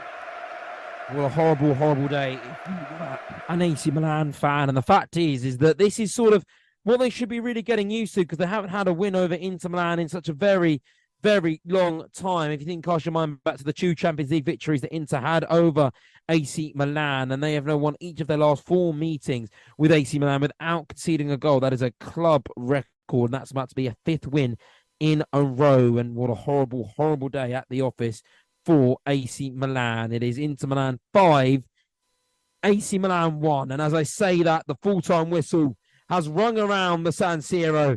And what a day to be at the blue side of a blue side of Milan fan. But it's one of those days, isn't it, Kane, where if you're an AC Milan fan, you just want to get out of the stadium as quick as possible and get out of the city as quick as possible and hide. Yeah, I think it shows the difference between the two sides. It really does. Inter Milan, even the players that they had on the bench, the likes of Stefan de Vrij, Juan Cuadrado, Marco Arnautovic, Davy Klaassen, Alexis Sanchez, even newest signing Benjamin Pavard, all to come on and make a difference today. And you look at AC Milan and they really lacked any bit of leadership or anything really like that within the game, and it showed. Slightly embarrassing for AC Milan, who just did not take it into Milan in a derby game. But goals from Mkhitaryan, from Thuram, and from the local boy Fratesi just put AC Milan to the sword. And in the Milan derby, it's Inter Milan 5, AC Milan 1. You are listening to Football Live. Live and exclusive on Brila FM. The Premier League, the Bundesliga, Serie A, La Liga. 4 hours of football every Saturday and Sunday on Brila FM with Football Live. You are listening to Football Live on Brila FM 88.9 and 101.1 FM.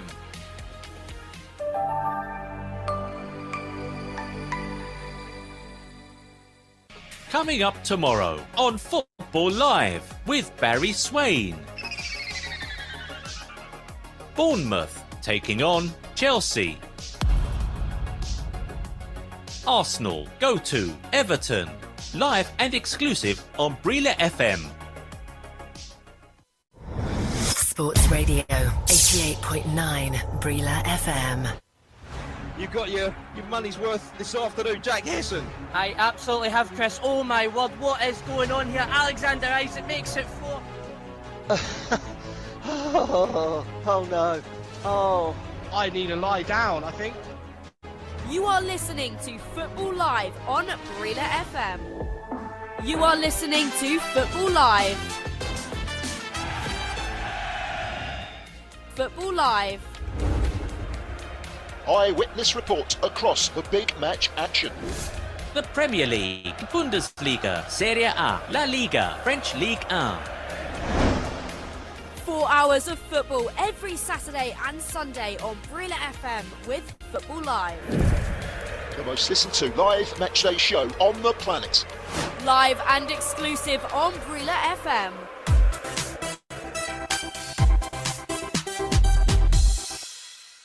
Place 10 bets, get 1 free. You can earn an unlimited number of free bets with NairaBet. No matter which game you're watching right now, feel the thrill with our live match special. For every 10 in-play bets placed, you will receive a 5,000 Naira free bet. Log in to www.nairabet.com. Click on the Live tab.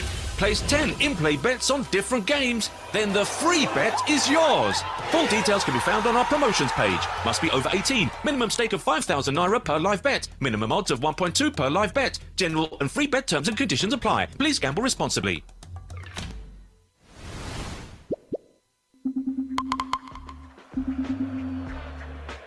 You are listening to Football Live. Powered by NairaBet. With Josh Bailey.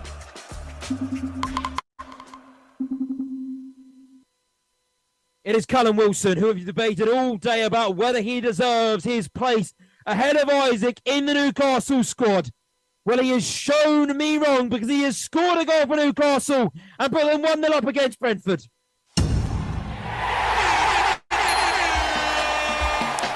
The goals, powered by NairaBet. Take it away, Matt Smith. Well, goodness me, they have deserved it. The deadlock has been broken, and it is Callum Wilson from the penalty spot It's a very, very strange decision making from Mark Flecken. It's come from the left of Newcastle. Harvey Barnes has swung the ball in from the left. It's gone right across the 6-yard box. And Aaron Hickey, bless him, he's got his back, is facing his own keeper. He doesn't really know what to do with it. The ball bounces off his foot and it goes towards Mark Flecken, the Brentford goalkeeper. And Mark Flecken is way out of his goal. Anthony Gordon just nips in front of Aaron Hickey and just flicks it past Flecken. And Flecken takes Gordon out, clean out. And it's a definite penalty. Callum Wilson steps up. Newcastle have taken 10 penalties since May 2021 and they've scored all of them. That's number 11. Callum Wilson makes it 1-0. 65 minutes played. Newcastle 1, Brentford 0.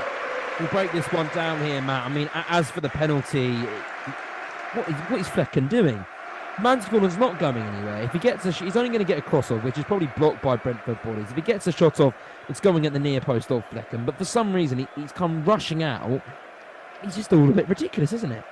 It is a little bit ridiculous. I'll give him his due. In the first half, he stopped some almost certain goals with the likes of Bruno Guimaraes and Callum Wilson. But the second half, he looks a different goalkeeper. We spoke earlier about that sort of flailing arm that Callum Wilson knocked it in for a disallowed goal, and that was a little bit soft by the referee to give that on the goalkeeper. They almost seem to be protecting these goalkeepers all the time. And then again with that one there, weird decision making from the Brentford goalkeeper that now puts his side 1-0 down. It's a strange one. It's so far out of the goal, so far out of position. I understand, trying to get good positioning, getting it out your 6-yard box so you can come and dominate, but that was far too far, and now finds his side 1-0 down. As for Callum Wilson, we've asked all day the question about him and Isaac, but he's showing why he's in the team, and he's showing he's great from the penalty spot, he's great from anywhere on the pitch. He's showing why he has picked him today. Yeah, absolutely right. This is going to put some ticks in the boxes. Eddie Howe will surely look at this and go, well, hold on a minute. He has scored the penalty, but he's worked extremely hard. Without the goal on his name now, he's worked extremely hard. 67 minutes played, and Callum Wilson has been one of the main players in interchanging, interlinking with his wingers and getting himself in the box, coming to drop deep. So he offers a lot for a number 9. He's a very, very good number 9, and that's why he keeps getting called up to the England squad here and there, having those little appearances, getting those caps. And I think it's a case now of, can he be considered when Kane goes and retires and hangs his boots up? Can Callum Wilson lead the line, maybe, or Rashford a number 9? But Callum Wilson has certainly put his name in the hat. Well, I think it'll be a long time before Kane retires and goes, but who knows? Who knows? In terms of Brentford and Thomas Frank, what do they do now? They've been in this game. It's been a pretty even contest so far. Is it just a case of not panicking just yet? I mean, how do they get themselves back into this tie? I think it's they're very dominant. They're on the offensive front. Yeah, Brentford, are quite dominant. You look at Johan Wissa and Brian Mbeumo going forward. They look very dangerous all the time. But it seems that Newcastle are able to get back ultra fast. Whenever Brentford are on a counter attack or whenever they're trying to mount an attack, it seems that Newcastle's midfielders and defence are straight behind the ball, faster than you can think, and it's very good from a Newcastle sort of defensive point of view when you think about all the clean sheets that they failed to gain and all of their defensive work that has been frowned upon. This is, I would say, arguably one of their better defensive performances. So Eddie Howe will be looking at this thinking this is much, much better. You'd think that, wouldn't you? And in terms of the refereeing performances across the league, I mean, obviously I spoke about the one at Spurs today, and I think both managers and fans alike agree how shocking it was. And then we saw that Flecken goal that was that Flecken mistake, but really didn't seem like goalkeepers are protected. It is what it is, but it shouldn't have been a penalty. Shouldn't have been a disallowed goal.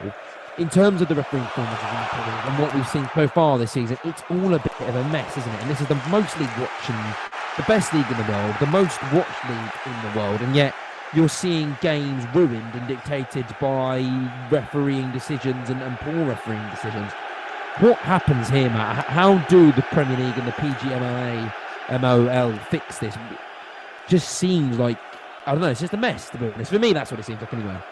I feel the same way, I believe, Josh. There's lots of grey areas with this VAR and how much control does the referee have? How much is he getting told in his ear? It's a very difficult one. I'd hate to be a referee. I have to give them, they're in charge of, like you say, games in the biggest league in the world. I understand it's, the decisions, it's all about opinion.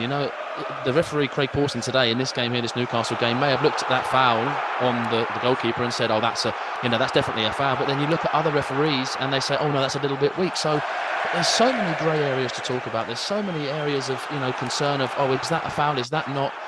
it's very difficult to try and get a standardised sort of, method of, okay, that's a foul and that's not.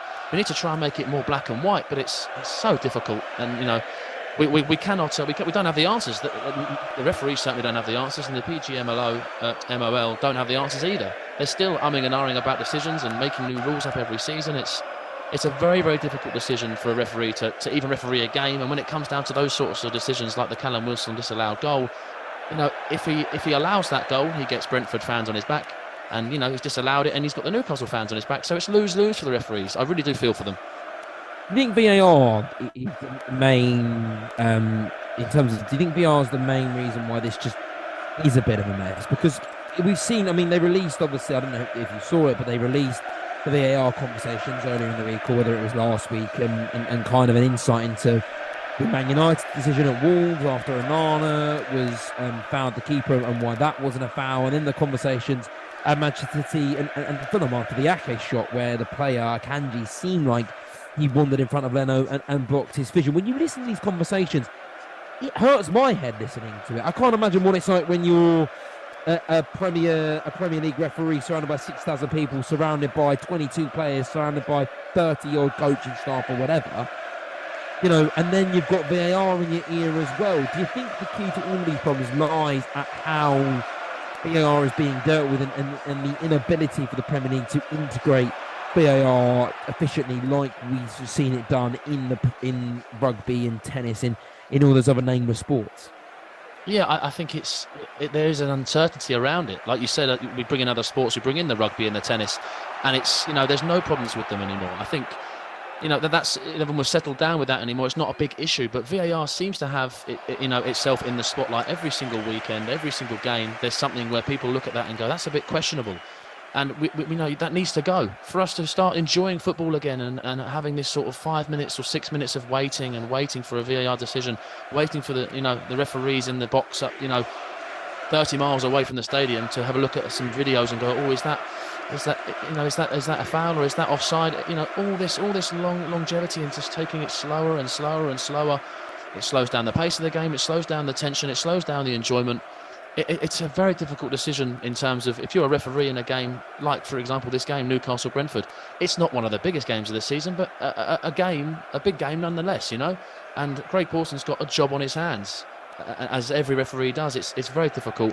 I think VAR needs to be sorted out, I would say, if not this season, then next, because the longer it goes on, the more frustrated managers are getting, the more frustrated players are getting, and the more confused we're getting in terms of where the boundaries lie, Yeah, thank you, Matt. And in terms of back to the football now, back to our focus on the game in terms of St James's Park, just 3 substitutions there for Brentford. And in terms of how they responded since that goal, well, they're clearly making a whole lane of attacking changes, but how have they adjusted since falling behind?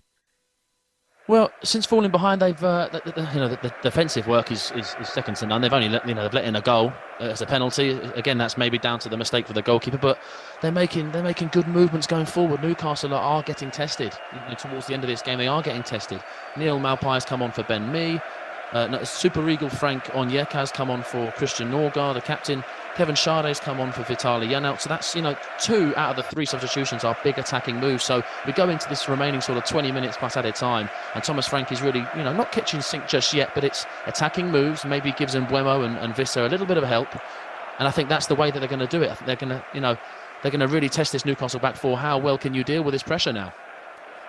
This is exactly where it goes. Kieran Trippier walks over to the corner flag and he gets a round of applause from his Newcastle fans. 72 minutes gone, Newcastle 1, Brentford 0. As for the rest of the Premier League games then today, well, that's sort of the big shit, shall we say, rounded up. But there were other results. Obviously spoke about Wolves v Liverpool earlier on. Hwang Hee-chan getting the early goal 7 minutes in and leading Wolves to a half-time lead, 1-0 there. However, Liverpool, after the second half, they responded brilliantly. Gakpo, Robertson and a Bueno own goal, turning that game around for them and making sure Jurgen Klopp's men left Wolverhampton with a 3-1 win and 3 points in their back pocket. But it does show a concerning developing trend of Liverpool falling behind Liverpool falling behind at the start of games. Now the third game to start this season that they have fallen behind in to start with, because Bournemouth, Wolves now and Newcastle.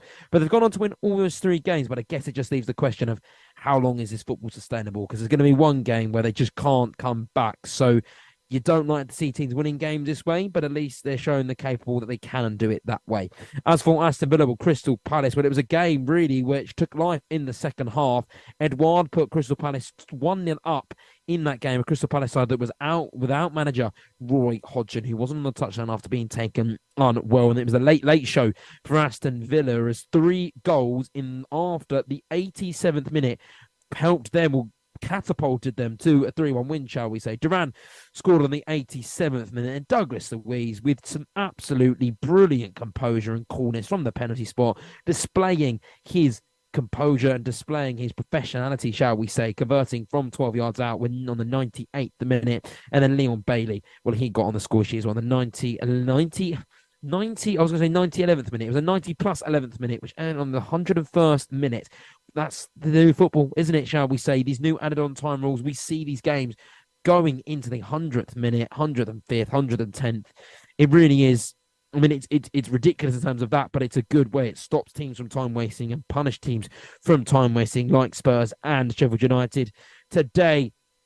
And in terms of Fulham, the last game we haven't covered, well, Carlos Vinicius got the only goal between the game and them. And Luton Town, 65 minutes, he got his goal. And maybe staking his claim to the Fulham number 9 position, but it helped them get their 3 points after a bit of a rugged campaign, rigid campaign, shall we say. Bit of up and down performances, good performances, but at the same time, a little bit let down when it comes to the results. But in the end, they got the result to leave Luton at the foot of the Premier League table. In terms of the Sunday games coming up tomorrow, then, well, it's 2 games to be covered by Barry Swain tomorrow. It is AFC Bournemouth v Chelsea at 2 o'clock, and then at 4:30 it is Everton v Arsenal. 2 games which I know everyone listening here today will have their ears and, well, should we say, ears and eyes on, because they're both teams, Chelsea and Arsenal. I know huge for those listeners here. Chelsea, they kick off at 2 o'clock, travelling to the south coast to face Bournemouth.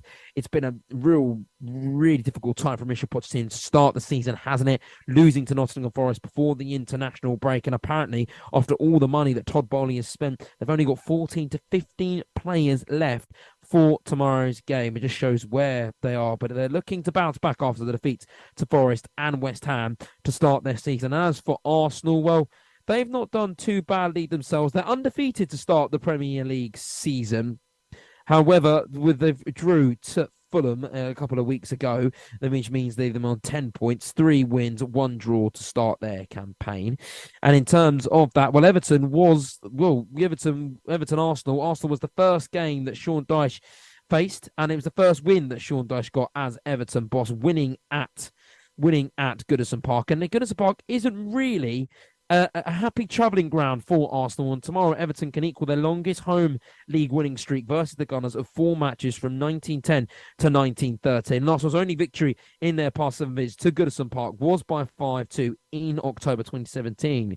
So it was a long time ago. So we'll see if Arsenal can go to Goodison Park and break the hoodoo there, because Everton desperately need a win for themselves. They're yet to win so far this season. Only the point at Sheffield United to show for this campaign. So they'll be hoping to get something against Arsenal. But obviously we know how special Arsenal are, how special Mikel Arteta and his team are. So that's easier said than done for Arsenal. For Sean Dyche and for Everton there. So that's the games coming up, and Barry Swain will be headlining that show tomorrow. He'll be the one in the presenter's chair. He'll be the one guiding you through all the fixtures. We've got 8 minutes to the end of the show then. And as I say that, Newcastle have been more than another penalty, Matt Smith.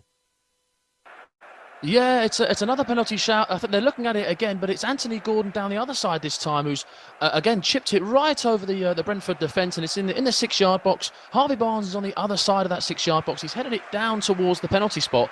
Brian Mbeumo is challenging Harvey Barnes, and it seems to come off Brian Mbeumo's fingers. It does look like a handball, but Brian Mbeumo doesn't really know much about it. Again, we're going into the grey areas again of what's intentional and what's a handball and what's not. They are checking for VAR. You know, I've seen referees give these definite handballs and I've seen these get waved across. But at the moment, you know, they're checking for a penalty. It has been given by the referee himself, but they're checking for VAR. 79 minutes played and Newcastle 1, Brentford 0, waiting on the result of this VAR check. I mean, as we do wait, Matt, I mean, if Newcastle, I mean, that would all but seal this game, wouldn't it, if they were to get a conversion from 12 yards out? Absolutely, yeah. We're in the 80th minute and we're waiting for this decision. So if Callum Wilson takes another one and steps up and puts it away, it's game over. Surely is. And Callum Wilson will get a double, a penalty double, in fact. Thank you very much, Matt Smith. We'll wait with you back there. For now, though, this is a little bit of interesting breaking news. 15 Las Palmas players have missed their flight to Sevilla tomorrow ahead of their game.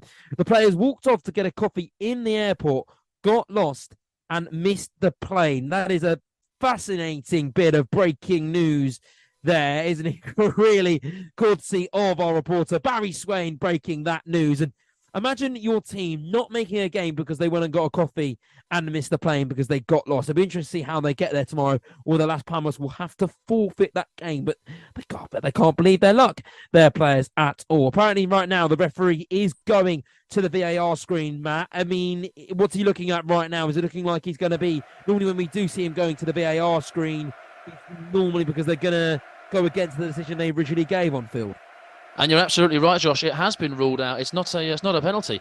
He's no penalty, no handball by Mbeumo. I think that's probably the right decision. I think Mbeumo's facing away from, doesn't really know that his hands or where the ball is. Anthony Gordon's risen, not Anthony Gordon, apologies. Harvey Barnes has risen above him and he's sort of headed the ball down, and Mbeumo hasn't got his eyes on the ball. So I think it's maybe the correct decision. Again, we're looking at a grey area again. Craig Pawson pointed straight to the spot when he first saw it, and then he's been advised, maybe Craig, you might want to look at that. And he goes to the screen, and we all know what that means. Like you said, he's maybe going to overturn it. So it's good to have it there, but goodness me, it's just it does make things certainly longer, doesn't it? 81 minutes played. Newcastle 1, Brentford 0. We normally see with these VAR decisions, Matt, when they go against a team and in favour of the team that's trailing, we normally see that they're able to respond and they're able to get the wind in their sails and charge at the opposing team and get that goal. Do you think this is what could happen for Brentford today? I think that's what they're hoping for. I think it's a little bit of a wake-up call, It's they're really, like I said, they're very good going forward, and Mbeumo and Vissa and the likes of Sade are now coming into their own in the sort of the dying embers of this game. But is it going to be a little too late? I think Thomas Frankel will be frustrated with the amount of chances and half chances they've had and not really put anything away and not built up the out-and-out chances that Newcastle have had. I think Newcastle have defended extremely well. If you're a Newcastle fan, you look at this and you go, this is fantastic bit of defending from minute 1 to minute 82 that we're in now. I think if you're a Brentford fan, it must be extremely frustrating because, Vissa's come forward and Mbeumo's come forward, Janelt's come forward, Jensen's come forward, and Newcastle have defended extremely well. And if they're going to lose this game just down to a penalty of a little bit of craziness from a goalkeeper, they'll be absolutely gutted. 83 minutes played, Newcastle 1, Brentford 0. Thank you very much, Matt. The bet's currently around in Naira Bet. We can get Brentford for 26.00 to win today. The draw is 5.50, and then the Newcastle defeat is down to 1.12. In terms of second half goals total, well, it's over 1.5 goals, well, that's 1.9, and under 1.5 goals is 1.73. Both teams score in the second half. Well, that yes has gone up to 4.20 now, and no has gone down to 1.22. And the over and under 3.5 goals, well, over 3.5 goals is now 7.50. So they're going to have to get a move on if you want to put your money on that bet. Brentford to score in the second half. That yes is now up to 2.35, while a no is down at 1.53. And Brentford's second half goals over and under 0.5 is 2.25. We've got 3 minutes then till the end of the show currently, so I think it's probably fitting to do a roundup of all the results and fixtures across the Premier League today. So Wolves, they lost 3-1 to Liverpool. Aston Villa, they beat Crystal Palace 3-1. Fulham beat Luton 1-0 thanks to a Carlos Vinicius singular goal. Manchester United, the misery is piled on in Erik ten Hag even more, and that defeat was met with boos as they lost to Brighton 3-1 at Old Trafford. Tottenham Hotspur, they beat Sheffield United, and a late comeback goals from Richarlison and Kulusevski turn that ship around, heading in the direction of winning. It's Tottenham 2, Sheffield United 1. West Ham, they beat Manchester. They were on course to beat Manchester City at half-time, but Pep Guardiola's team turned it around to win 3-1. And right now, Newcastle are beating Brentford 1-0. That's you up to date on all the Premier League results. In terms of the other scores around Europe, well, Juventus beat Lazio 3-1, while Inter Milan defeated AC Milan 5-1. And as well around the Bundesliga, the results were there. Well, obviously, Bayern Munich drew 2-2 with Leverkusen yesterday. SC Cologne lost to Hoffenheim 3-1. Freiburg lost to Dortmund 4-2. Mainz beat Stuttgart 3-1. Leipzig beat Augsburg 3-0. Wolfsburg beat Union Berlin 2-1. And then Bochum and Frankfurt are currently drawing 1-1 there. And then Ligue 1 right now, well, Lens v Metz kicks off at 8 o'clock. And Rennes v Lille drew earlier in a 2-2 game. And then as for La Liga, the scores in Spanish top flight division. Celta Vigo are currently losing 1-0 to Mallorca. That's in the 91st minute. Valencia beat Atletico Madrid 3-0 and Bilbao beat Cadiz 3-0. And then at 8 o'clock, Barcelona v Betis. That is coming up there. Quickly to Matt Smith right now just to give us a last-minute update on Newcastle v Brentford. Yeah, it's petering out a little bit towards the end. Newcastle are in full control of this in terms of possession, in terms of chances towards goal.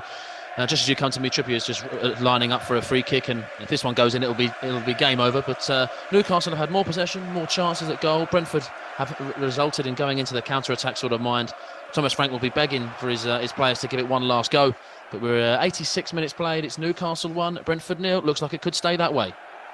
Well, there we go. Well, I've just seen a statistic there, Matt, which today's Premier League games, there was about 10 goals today scored after the 86th minute. I mean, with the added time, and we know there's so much added on time, who knows if Brentford could score in the last few seconds there. Thank you very much, Matt Smith. Thank you very much for your report today. Thank you all for our team of reporters today's show. Some fantastic reporting on offer, some fantastic games on offer today, some late drama, and I hope that continues in tomorrow. Barry Swain is back tomorrow to give you the Bournemouth v Chelsea and the Everton v Arsenal game. The current score is Newcastle 1, Brentford 0. Thank you to our producer, Pat Narrett. Thank you all for listening, and we will see you tomorrow for more Football Live action.